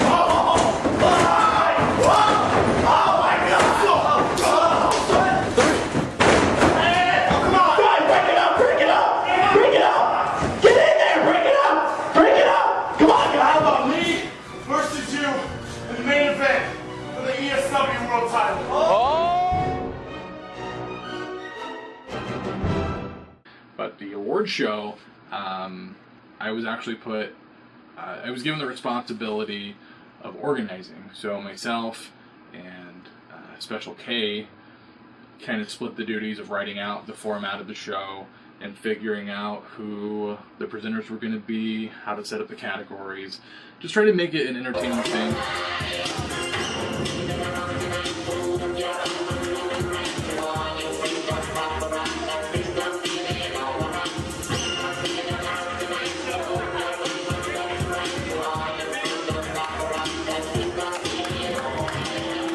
Just try to add some entertainment value to it, because at the end of the day, that's what wrestling's all about, is entertainment. So we did the best we could, and I think people were really satisfied with the end result. Hey dudes! Hey dudes! Welcome to the first ever Backyard Wrestling Link Award ceremony.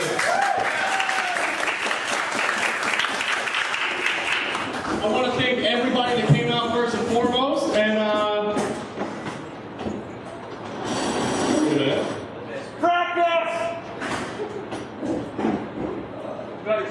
no, while this may look like nothing, this does actually represent something. All the aspects that are here. We gotta show some props to them, right? Alright, that's fair. Yeah. Let's see what we got in here. Kingpin's diet plan. Oh! I don't know where that went. Hey! He lost 100. Oh! Drew Cornero's pack.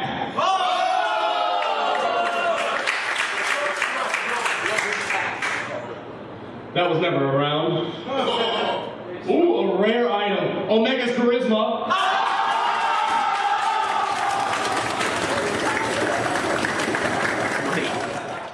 So yeah, so that was all the Backyard Fest I've been to. The Chicago guys, so Matt Nix and Alex Olson and crew ran Backyard Fest 11 4 years later. In 2011, and it wasn't good. We went, me, Dan, Justin, and Drew Sarian, and really the only other people with any remote connection to Backyard Fest on it were Rigor Mortis, Danger Dave, Davey Vega, and Amp, and that was it. And everyone else was newer Chicago guys, many of whom are good but have no connection to Backyard Fest, and then a bunch of like shit dicks from Indiana and stuff who, you know, fuck them. So we ended up, I mean like literally just the few of us, not overall. I'm sure the history books, if there are any, which there aren't, acknowledge it as Backyard Fest 11, but we started calling it Backyard Fist 1 because the entire show was like getting fisted. Yeah, it just wasn't that good. So the real final Backyard Fest was Backyard Fest 10 for sure. It's not happening! Oh! Elbow back! Blocks it! Go! Oh!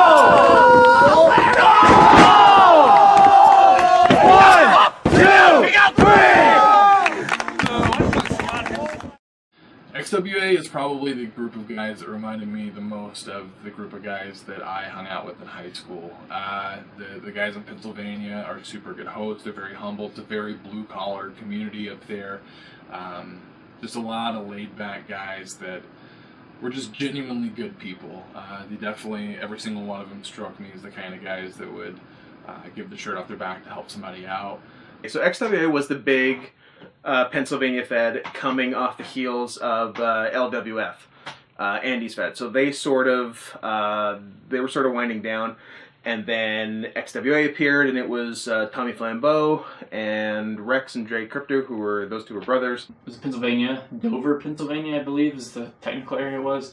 Had a big ring base, and it somehow became the place everybody wanted to gather and wrestle. I don't know all the history of it. I just know I was happy I got to wrestle there a few times, just as the history of backyard wrestling perspective. I think for UK backyard wrestling, there was a dramatic change in 2002 at Northern Britfest, the first Northern Britfest. It was an event where everyone, it was one of the early interfeds, might have possibly in the second or third interfed that was arranged. Got everyone, it was in a place called Scarborough, organised by a guy called Rizzo, who was the founder of the forum, incidentally. And people, at that point, it was all about wrestling music videos, having a match, producing some great clips. If there was a bit of a botch in between there, didn't matter, just do the move again and it's fine. And then I turned up at, I'd never been like that, and a lot of people in my fed hadn't, and then I turned up to wrestle Dan Selby, who I knew a lot of and had been in EMBW and had done a lot in backyard, and we did a match, a full match, and afterwards people sort of said, you know, that was different, that was an actual match, it wasn't just sort of clips, there was charisma, there was character in there, and I was like, I think I was one of the first to sort of bring that, and that kind of changed it because of people started to look beyond just doing clips and actually started to take it a lot more seriously.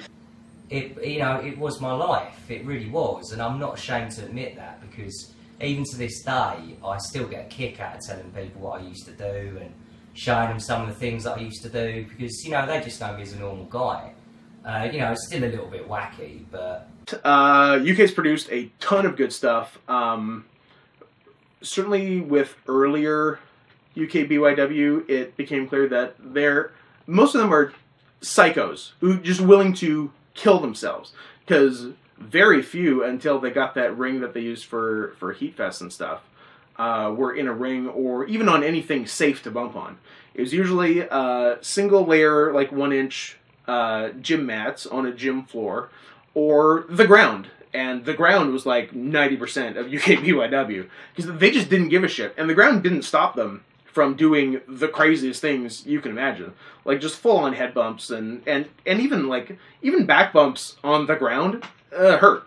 So it's no wonder that so many of the earlier UK BYW guys, like your Dan Selbys and type, are totally fucked up now.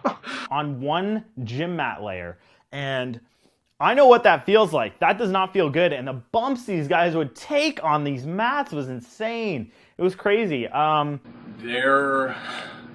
There is no way to describe how crazy those guys were, because while guys in the States were looked at as being tough by how hard they hit, or how hard they put people down, or how far they threw people, toughness was kind of on a different scale in the UK, in that for the most part those guys either wrestled on the ground or on a basketball court, or just on something so ridiculously stiff that you didn't understand how they could take a bump. You didn't know how these guys were able to throw themselves down and pick themselves back up and just keep going. But the motors on those guys was definitely admirable.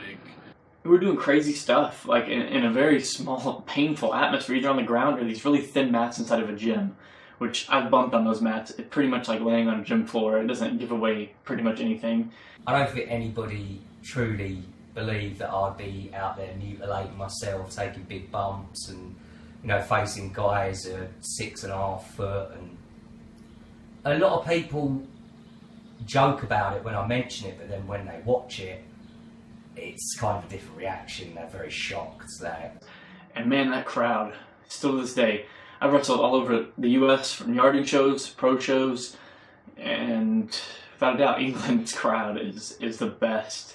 They get so into it. They just go insane for everything. I'm really proud that I was a part of as well, was obviously the formation of NAW, which was a national fed. It had been spoke about many years earlier, but we never actually got round to it. And in 2005, when NAW was launched, it was bringing all the best together, and we didn't straight away put up full shows, but eventually it was the first time in backyard history that people could actually tune in and watch a full show. It wasn't about a music video anymore. We actually sort of progressed to a full show setup where people could go online, go on our website and get a full show for free. UK BYW for me mirrored pro wrestling in a way, because it started off with the territories. It started off with all the local backyard promotions. You know, again, there's going to be a lot of inverted commas, but you know what I'm saying. It began regionally, and it was very localised, and gradually that ended up expanding. These territories got bigger. Looking at the atmosphere of those shows compared to today's shows, they marked out for everything. The atmosphere was ridiculous. The matches were sick. Compared to different styles of backyard wrestling, I think our crowds are better. As in, if you compare, say, a mid-2000s UK backyard wrestling crowd to any sort of backyard crowd, hands down will win. But they were great. I've had the pleasure of going to the UK for wrestling twice, Heat Fest 08 and 09. Both two of the best shows I've ever been to. As far as backyard wrestling, probably the two best shows in terms of heat. They were fucking nuts for everything, which was awesome. And lots of people too, especially for a backyard show, because the average backyard show, even super shows, get, you know, you've got maybe 20 people watching at a given time, and this was more like 50 to 75. 75 might be high, but certainly 50. And 50, you know, of the loudest, crazy British people in the world. So yeah, so those were great, and I got nothing bad to say about UK BYW. They're awesome and produced a ton of good stuff. I think for a big turning point for the UK as well was that Interfeds no longer were about just UK guys. We had VCW guys come out. We had Lee Andrews come out, and it was sort of and Jimmy Starbucks, another American, came out as well. And for the first time ever, these Interfeds become international. Me and some other guys went out to Canada as well, so their Interfeds then become international as well. And sort of that to me was the point when the Link and UK BYW all become one, and finally you weren't just talking about your mates who were down the other side of the UK, you're talking to your mates who were at the other side of the world, literally the other side of the world. And that to me was a massive big thing for both UK BYW and the Link, because I thought that was a first, and something that maybe back in 2001 when the forums first came about and stuff, you wouldn't have ever imagined that was going to happen. I think for me personally, I never imagined in 2001 that I was going to be going to London every couple of weeks and stuff like that to wrestle. So to then be going to Canada, and I'm sure those guys in Canada coming here, in America coming here, felt exactly the same. So that was a massive game changer, really. VCW, one place I never got to wrestle. I wrestled with the majority of VCW on a US show somewhere, or something to the nature of met pretty much all of VCW guys, but never got to wrestle them specifically at the venue. I never got to wrestle at the VCW venue. VCW. Never heard of them. Yeah, that's my Fed. So nice to be on the list with all the other big Feds. Two things we have going for us are that I think inarguably we had some of the best wrestlers. Literally the top of the line of backyard wrestlers. You got Dan McCabe, Scott Henson, Yakuza J. Not to discredit anyone else there, but those guys are literally the best yarding promotion that, in terms of ability, that's existed. Creative, innovative, all know how to work, all know how to put matches together. Like, if you were in that Fed and you weren't good, it wasn't because you didn't want to be good, because you had the resources available. We ran regularly, and longevity is the other big thing we had going for us. So on the first note, we had, me, Danny McCabe, Yakuza J, Lenny D, who I think we'd be talking about as one of the best, along with the first three of us, had he kept going, but he sort of fell off in 2006. Special K, Caden Talbane, one of the best now, for sure. Drew Sarian, Nick Price, Zeus McFly, Mercury, Psych, Chris Mason, ton of good people. And I mean, I love those guys. Every single one of those guys. I've been out to Vancouver several times. They've been this way several times, and I'd give the shirt off my back for any one of them if they strolled into the neighborhood here. So yeah, no, they were a great group of guys. BCW, to me, kind of completely changed the landscape of backyard wrestling. BCW was the first contingent group to fly in to a super show internationally and represent themselves. I still remember the first time I met a lot of those guys was at Backyard Fest 7, I believe it was. I remember hearing of several of them, Yakuza J, Scott Henson specifically. I had never heard of Daniel Makabe, and he set a huge impression on me the day that I met him. All of them really have quite a presence. Like, these were legitimate wrestlers that really studied their craft. The guys that really did their homework and studied tapes and got professional training. They put a lot of people to shame, truth be told, because they knew what they were doing and they really aspired to be the best at what they did. Oh God! Oh God! Fuck you! Fuck you! Fuck me! You!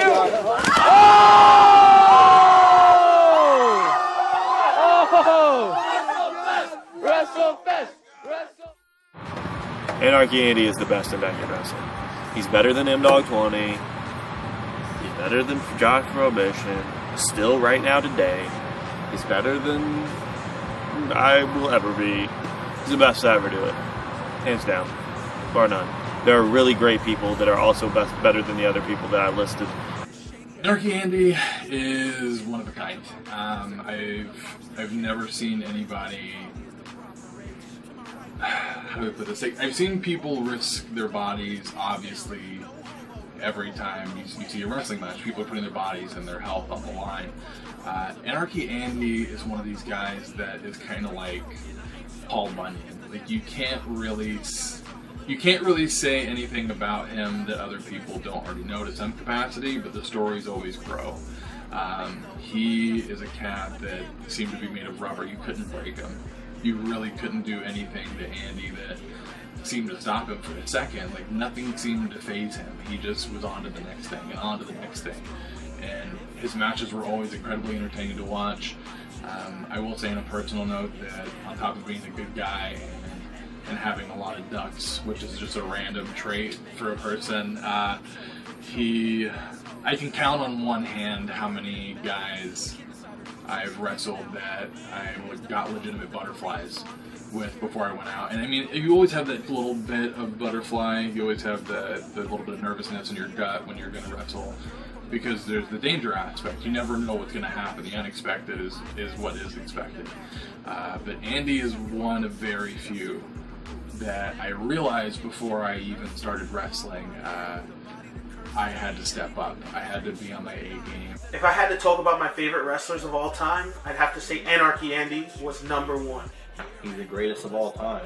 I mean, what more is there to be said about the guy? He can flip, he can wrestle.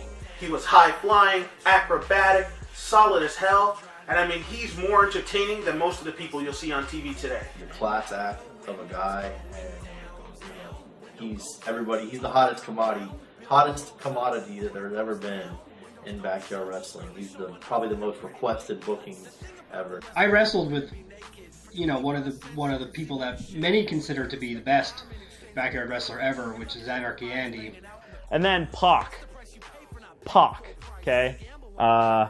We all knew Pac was special when he was backyard wrestling. And when I'm talking about Pac, I'm talking about Neville. I don't even watch wrestling anymore. I don't know what they call him in WWE. I've only seen highlights online, but man, that guy has been good from the start.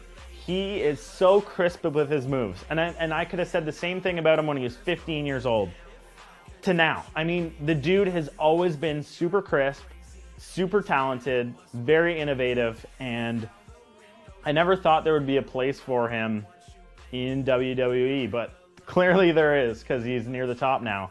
And he came from backyard wrestling on the Backyard Wrestling link on our stupid message board.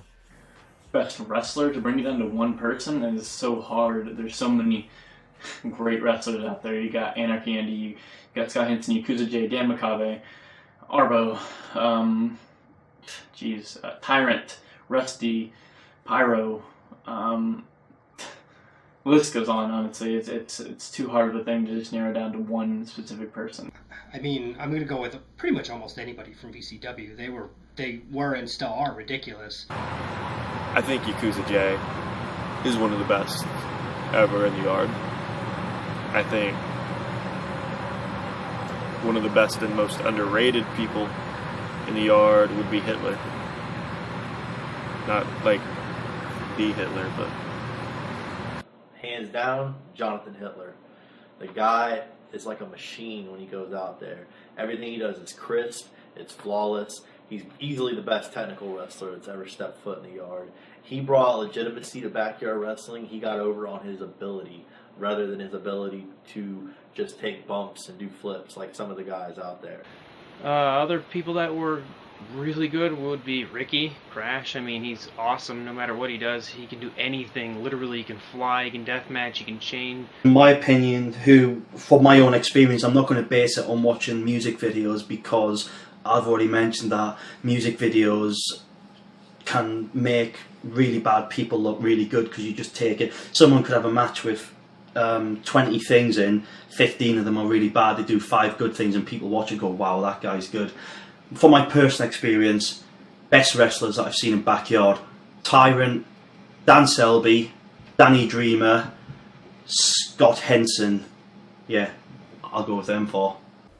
The best wrestler in backyard wrestling is one of the toughest questions I think I'm ever going to have to answer, because there's so many people who are just ridiculously good wrestlers. I mean, if you're looking at best wrestler, it kind of generalizes the term, because there could be like the best strong style wrestler, there could be the best hardcore wrestler and stuff like that. But I mean, if you're talking overall, I'll give credit where credit's due. I think the best wrestler in backyard wrestling ever is Dan Makabe. Specifically for the amount of things I've seen him do that not a lot of other people have done. He's a great worker. He teaches people a lot of stuff. I've always enjoyed watching his matches and just seeing how he does, adapts to any style, whether it be, a strong style stiff match, whether it be a hardcore match, whether it be a comedy style match. He just adapts to any situation. You can't just single out Scott Henson, you can't just single out Yakuza J or Daniel Makabe or any of those guys, because everybody there is amazing. They're all like, the best thing about the VCW guys, I think, would be their ability to put together a match. They know, I think, more so than anybody, except maybe LK and Shocker and maybe Ricky. I mean, those guys all seem to be on about the same level, but they all really know how to put together a match to make the match make sense and tell a good story. How you establish what is the best, because, I mean, who's gone on to have the best career? Probably Chris Hero, or I don't know, Mick Foley or Jeff Hardy, or you know what I mean? Like, there's so many guys with a backyard wrestling background. But in terms of the guys that I saw the best matches from in a backyard wrestling setting, Arbo was really good. Arbo was definitely really good, but Arbo didn't spend as much time in the yard to really solidify his legacy like Andy did. Arbo kind of came in, was hot as shit, and then went into indie wrestling. Obviously there's a few year gap in there, but not nearly the amount of crazy shit that fucking Andy did. That guy was fucking ridiculous. I have no idea how he's alive. It's probably a tie for me. Anarchy Andy is by far one of the best wrestlers I've ever seen, because everything seems so natural. For a very similar reason, Daniel Makabe. And I say that because Daniel wasn't the kind of guy that looked like he should be a wrestler. He didn't... If you talked to him in person, or if you watched him walk to a ring, just nothing about him said, this guy is gonna fucking awesome. He's gonna be awesome. He's gonna rule. None of that stuff.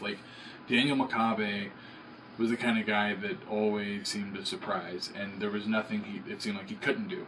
But the big thing was Daniel Makabe always had killer matches, because he knew how to plan a story into a match, and things had to make sense. He wouldn't allow a match to not make sense. Everything kind of he had his finger on the pulse of the match itself, and he definitely had a lot to do with the planning of how a match went down. But Dan was probably the best wrestler I've seen come out of Backyard.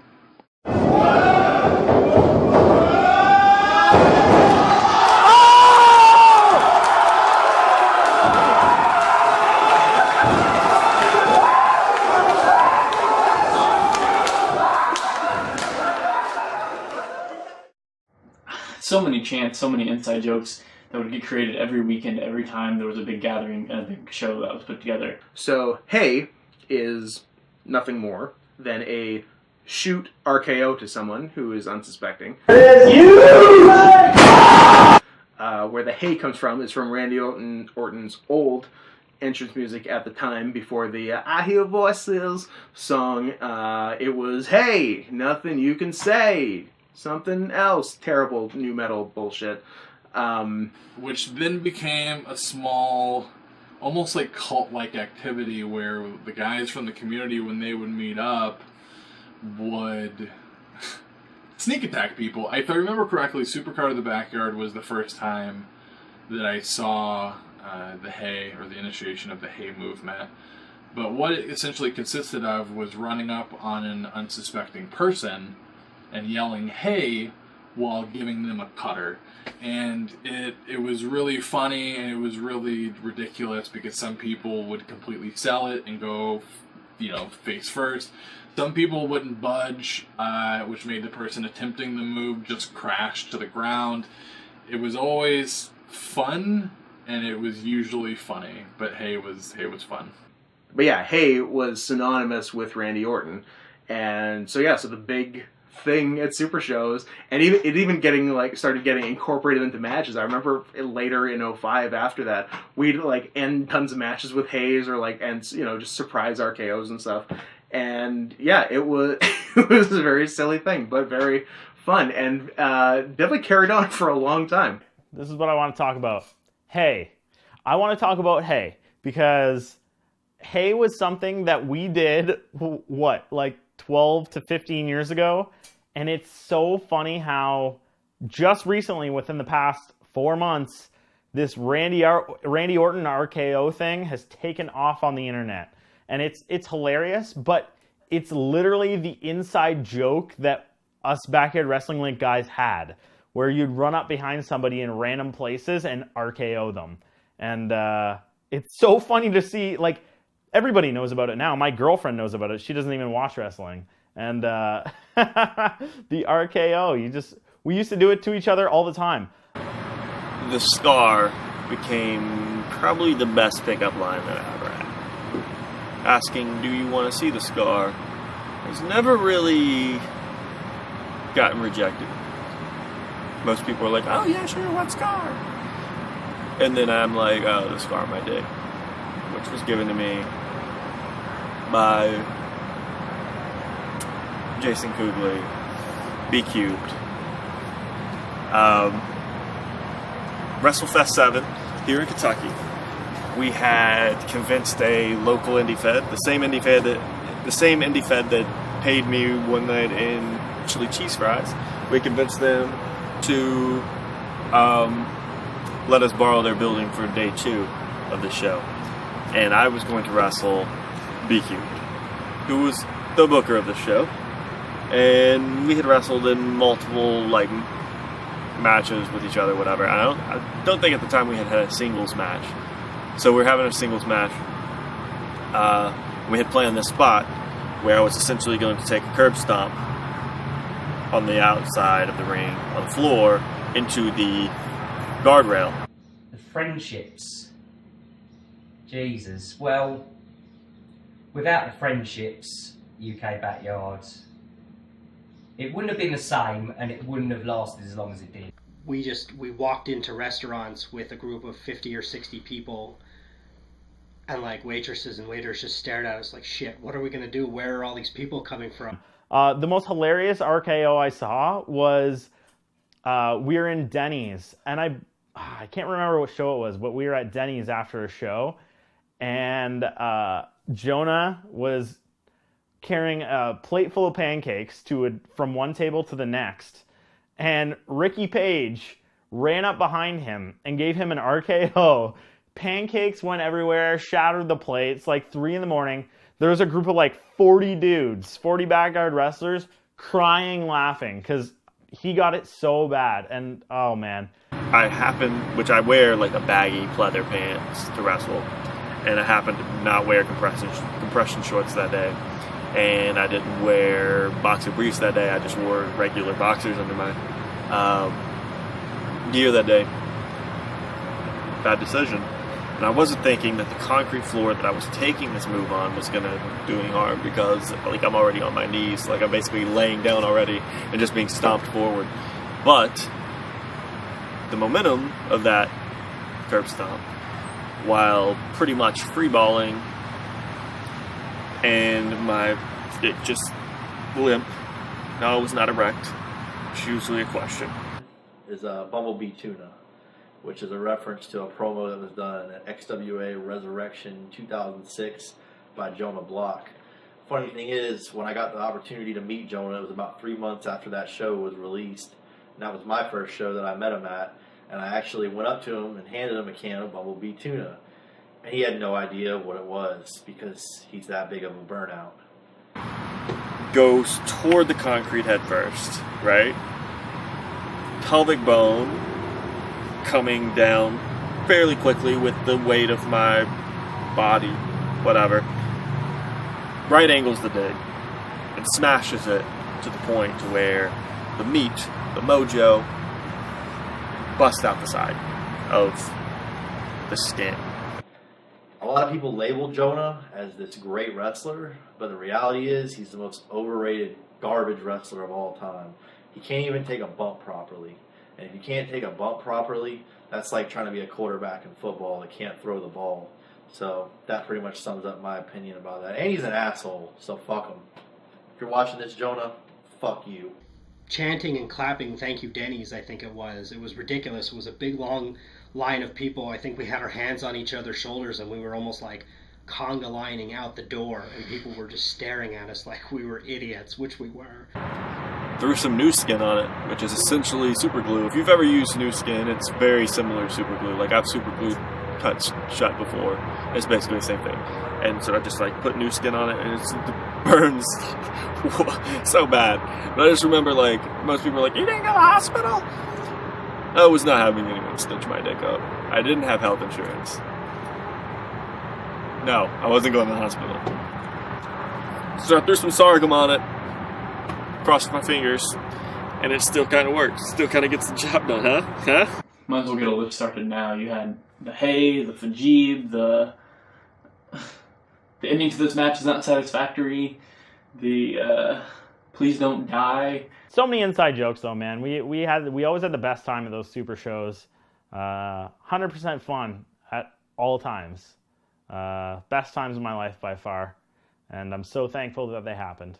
But at pretty much every super show I've gone to, which I did the math on it a little while ago. I think I've flown. It's in the low 20s. I don't remember what number I arrived at, but it's between like 20 and 23, probably 23 super shows that I've flown to. And at 20 or 21 of those, I would have had something at some point that I would consider a favorite moment. And it's so funny now that RKO out of nowhere has become a thing, and it almost feels old to me because we were doing this back, in 2007, and now everybody's, "Hey, did you see this video?" And I'm like, "Oh yeah," like I think it's hilarious. Ah, man, favorite moment. It's honestly just some of the craziest stuff I've seen in my life. I saw through wrestling. I've seen spots with Scott Henson where he would take somebody off the top to the outside through 6 chairs that were set up. But definitely just anytime, specifically at super shows, but anytime there were a group of guys who were worried about their match and wrestling and everything else, and something would happen in the ring that everyone stopped and just got lost in the match. Like those moments were probably my favorite moments to be involved in. There's too many to count, but there were definitely plenty in Backyard for sure. I still today will still use wrestling terminology, and sometimes because I'm not always around wrestling people now, I do music and shit now, and being around those people and using phrases like, oh yeah, and I was doing this and I marked out about it, whatever, I saw this and I marked out about it, and they just look at me like, what the fuck is marked out? Which marking out in wrestling, obviously, we know is fucking popping for something, what? Freaking out about it. Drew Cordero, I know a lot of people get rubbed the wrong way by him because he's got a very strong personality, but I don't have a problem with him, and I've always found the best way to deal with him and people with his sort of type of personality is just to constantly bust his balls, and that's always worked well, and we always have a good rapport and dynamic, and we've always had a good time together. Because with wrestling, it's about trust. You can go and do your own shit, but at the end of the day, you are relying on somebody else. Especially with the power moves and things like that. Obviously, I know one inside joke in terminology that had nothing to do with wrestling, but it had to do with my involvement in wrestling, and it came from Patrick Cummings when he came to Kentucky, and he heard the way that people talked. He told me that they sounded like banjos because I talked like this, ding, ding, ding, ding, ding. And so we just started calling people banjos. That was pretty great.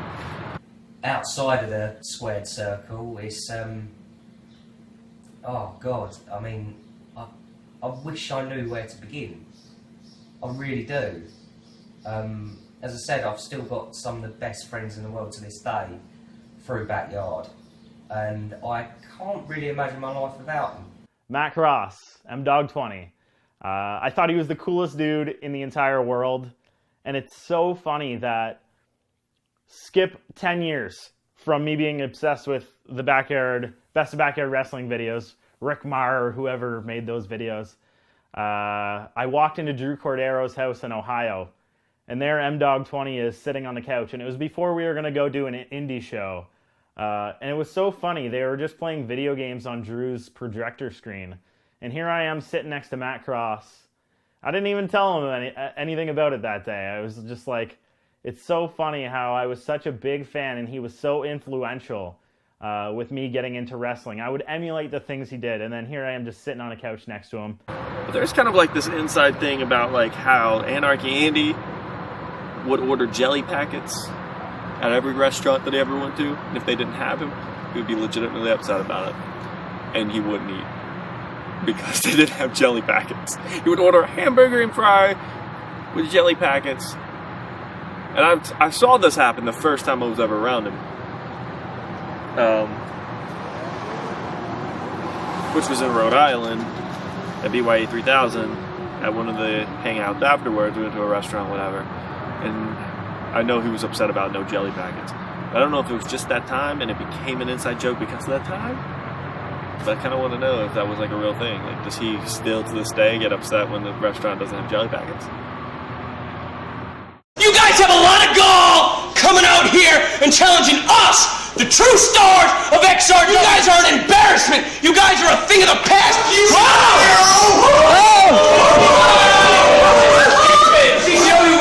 The World to a lesser extent. You tried to steal my show, and you did successfully, and I hate you! Ladies and gentlemen, I don't know if y'all got the memo. BYW canceled. However, fear not, BCW versus the World 3 is happening right here. We don't need to take this shit. We're getting out of here.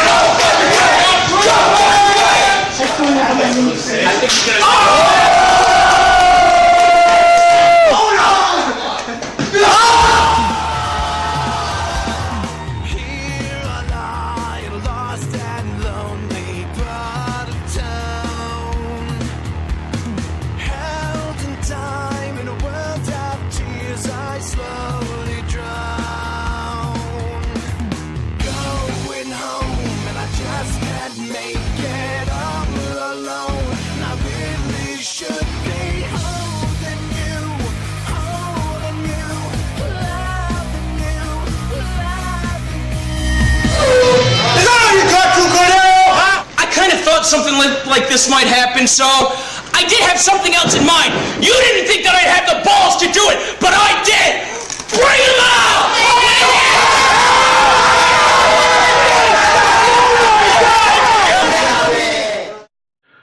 So the future, I've said for many years. I remember discussing with Alex McConnell, cruiser fan from the UK, in the UK at the time.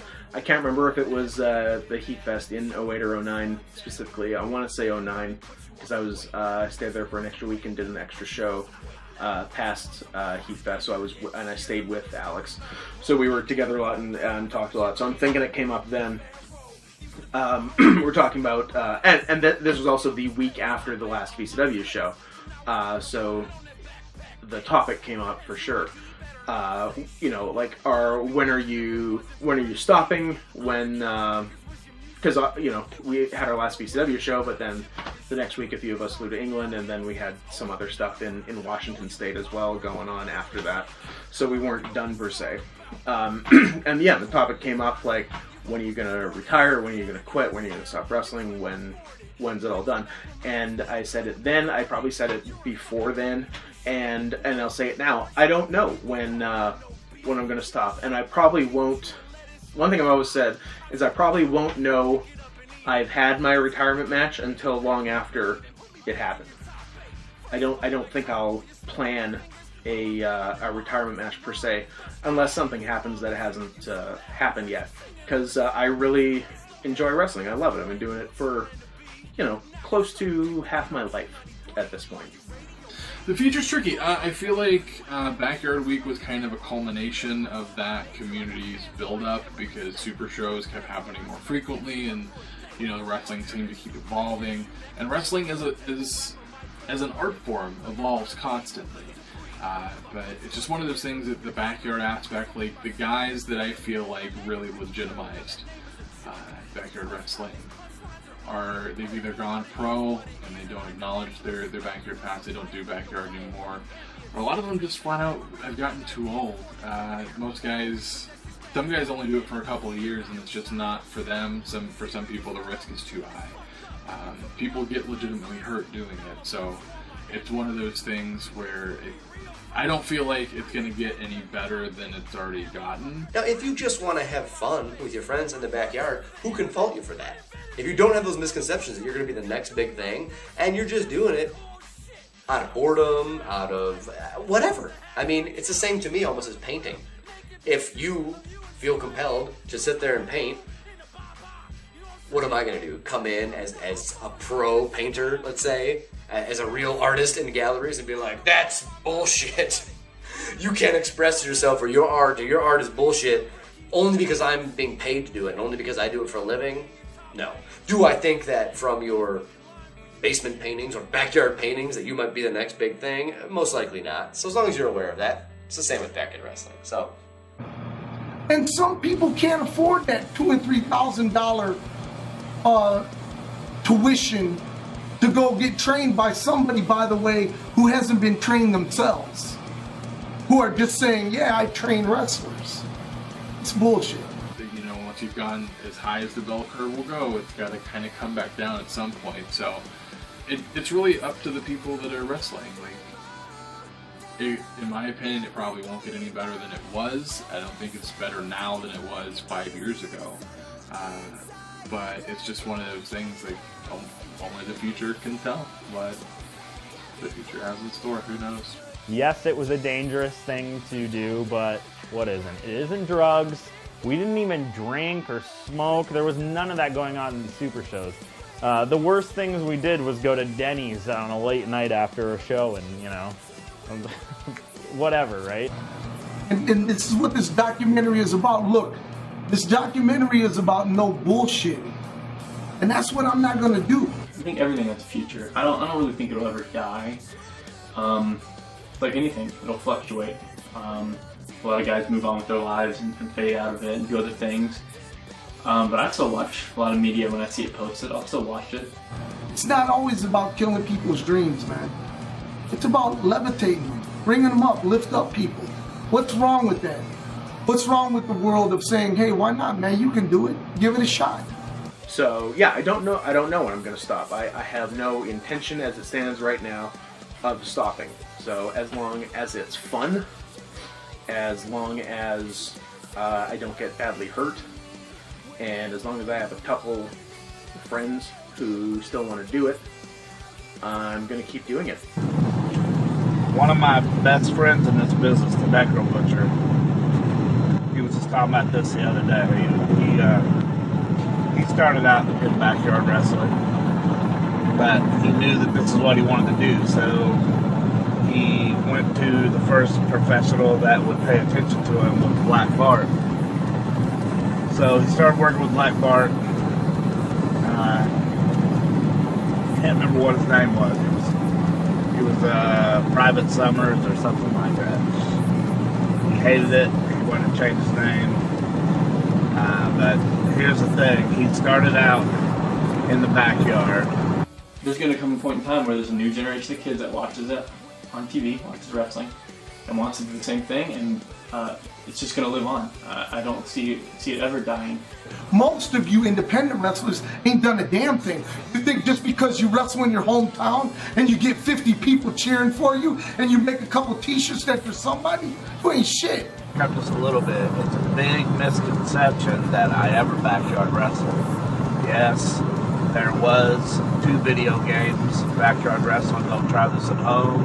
Backyard wrestling, there goes the neighborhood, and I'm on both of those games. Therefore, people think I used to backyard wrestle, and I would have, but you just gotta understand, back in 1989, there was no backyard wrestling, so.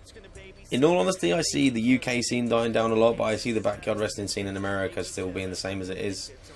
Just with new faces, people getting pushed.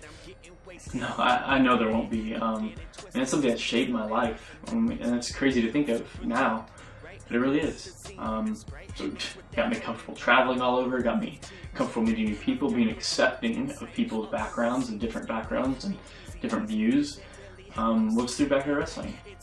You've got all these fresh faces who are willing to learn. You've got these new people who come out of nowhere who you've never seen before, and you've never seen the stuff they do before, and they're so innovative with their wrestling styles. It's funny, everything you've seen a pro wrestler do, and I mean everything, literally, has either been done or outdone in the yard before it happened, or it still hasn't been done in pro.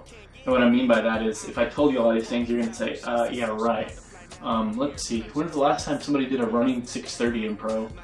Oh yeah, I don't think ever. Think about it. Think about it. Someone gave you that shot. Someone gave you that opportunity. Don't piss on the guys that are just trying. They're just trying. Things to take away from the backyard wrestling link. I mean, the friendships. Literally, the friendships are the best thing ever. I still talk to people today that I met at a super show 10 years ago. And I'm closer friends with them than some of the people that I grew up with. Watching some of these guys on TV, knowing that they came from the same roots that I have, it's amazing. As things change in wrestling, you see the younger guys that were younger but now are growing older, joining the pro wrestling scene and actually changing the scene. Is very interesting because I got involved in the world of backyard wrestling back in 1998. It's now 2015. It's 17 years that my body's been taking abuse, and I've been involved in that. In this professional wrestling scene, and it's always interesting for me because even something like The Leap of Faith, which took part on the Best of Backyard Wrestling 2 tape, VHS tape, that still gets brought up to me on like a monthly basis. So that will always be a part of my legacy. I mean, there are times when I think to myself, of all the crazy stuff I've done since then, being on the Hulkamania tour, wrestling on the Ultimate Warrior's final show in Spain, wrestling Mitsuhara Misawa in Japan before he passed away, Ric Flair telling me he'd hire me tomorrow if it was up to him. I mean, all the people I've met and impressions I've made in countries that I have gone, there have been times where I'm like, should I even have done anything past the backyard? As I said, as long as it continues to be fun and I've got people to do it with, I don't know why I would stop. And I know for a fact that there's certain pro guys that do watch yarding, because there's been times where a yarder does a show, releases media, literally the next day on a live event show, the person does the same spot. Coincidence? Maybe. I think the future backyard, it's a difficult one. I think it's still going strong in the States from what I've heard from other people. In the UK, people moved on. A lot of new training schools opened up, and people say, well, why cut the middleman out, don't need to do backyard and just go pro. And it sort of died out a lot. And because of the reputation it had, a lot of people who would be backyarders like myself are part of what we refer to it as underground now, because it's not got the same stigma attached to it. So in the UK, I think it would be very difficult unless a whole new breed of people who weren't interested in going pro were born and all these feds started popping up again. But then again, there could be feds no one knows about. But I can't see it being big in the UK again anytime soon. I'm Tim Lee. I'm a UK backyard wrestler, and backyard wrestling is not trash. If you really get into it and you really want to enjoy it, you know, watch this documentary, just see everything that you would never believe that happens in backyard wrestling happen before your very eyes.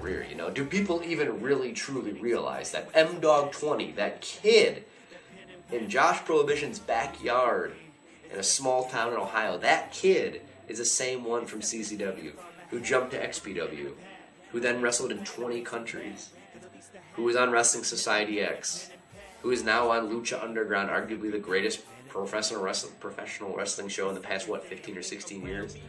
I don't know if people really, I mean, I'm sure there's people seeing me on Lucha Underground now, sure of it, that are impressed or like me or don't, either way, and have no idea that they played me 13, 14 years ago on PlayStation and Xbox. You know what I'm saying? Like, I'm sure of it. And that's part of the great thing about wrestling and all different projects you can be involved in. And yeah, backyard wrestling will always be part of my legacy, and it's crazy to be talking about it some 17 years later. Maybe not as strong as it once was there either, and for the same reasons, people just go pro so easily now. So for the future, I don't know. It's a difficult one. Maybe not as bright as it used to be. Maybe backyard's something that appeared, hit its peak, and disappeared.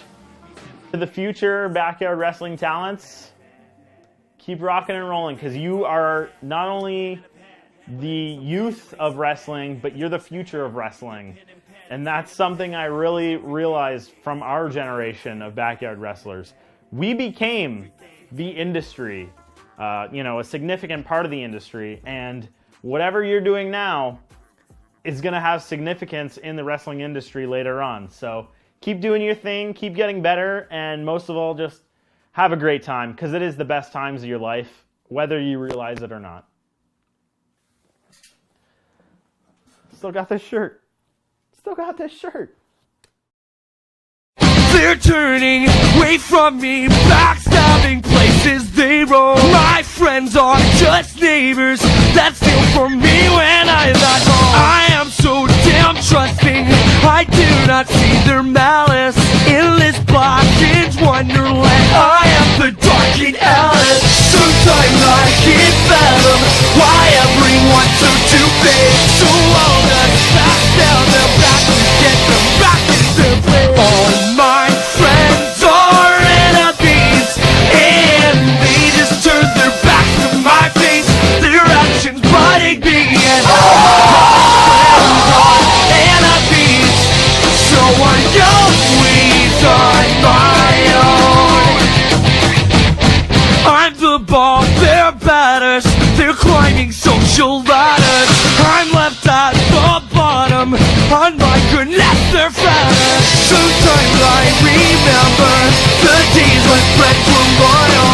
Instead of backstabbing me, I'm falling down to loyal. All my friends are enemies, and they just turn their backs to my face. Their actions butting me, and all my friends are enemies. So I go weeds on my own. Yeah!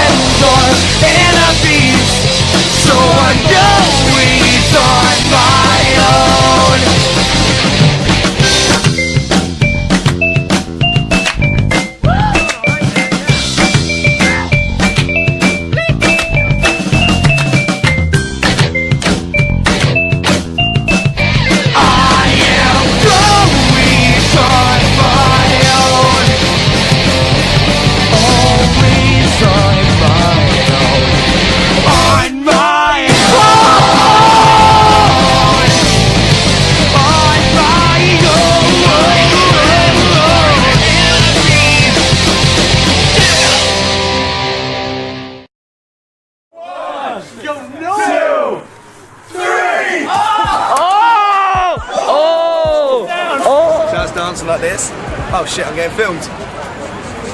Dancing.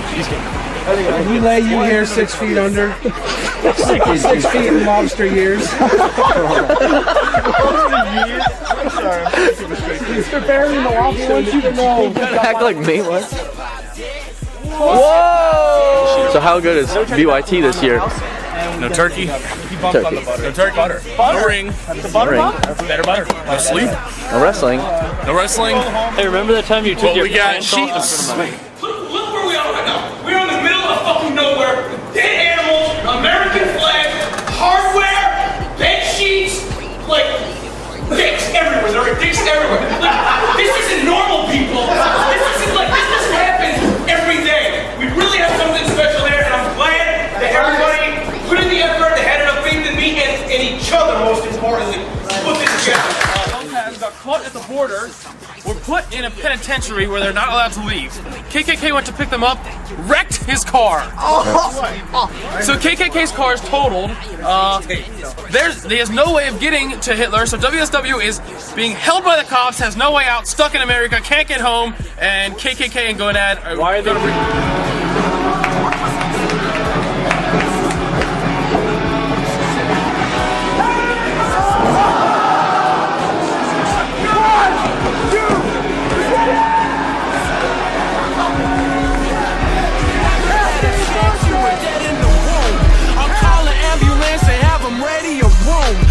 People squash beef, I squash who I beef with. Don't cross me, I'm bossy, I'll cross you like Jesus. Man up, stand up if you're ready to go. Man up, hands up if they're ready to throw. Man up, act up, get ready to roll. Man up, that's what. Man up, stand up if you're ready to go. Man up, hands up if they're ready to throw. Man up, act up, get ready to roll. Man up, that's what. I'm a quarter hate, a quarter love, and a quarter ton. That leaves an extra quarter in case I want some bubble gum. You think you're troublesome? Here comes your punishment. I'll beat you twice as hard if I'm chewing double mint. You do not want it, kid. You think you're Wrigley Fresh just because you're busting out 2 packs for 50 cents? Well, chew on this, cause I ain't none of the above. I'm a fat kid who eats his cake covered in blood. You can call me the kingpin, I run more than my mouth. You run from anything that weighs more than an ounce. Forfeit accounts, you can't account for your actions. The math don't add up, you're busy making subtractions. Divide your head from your neck with multiple hits and leave you a fraction of a miserable prick.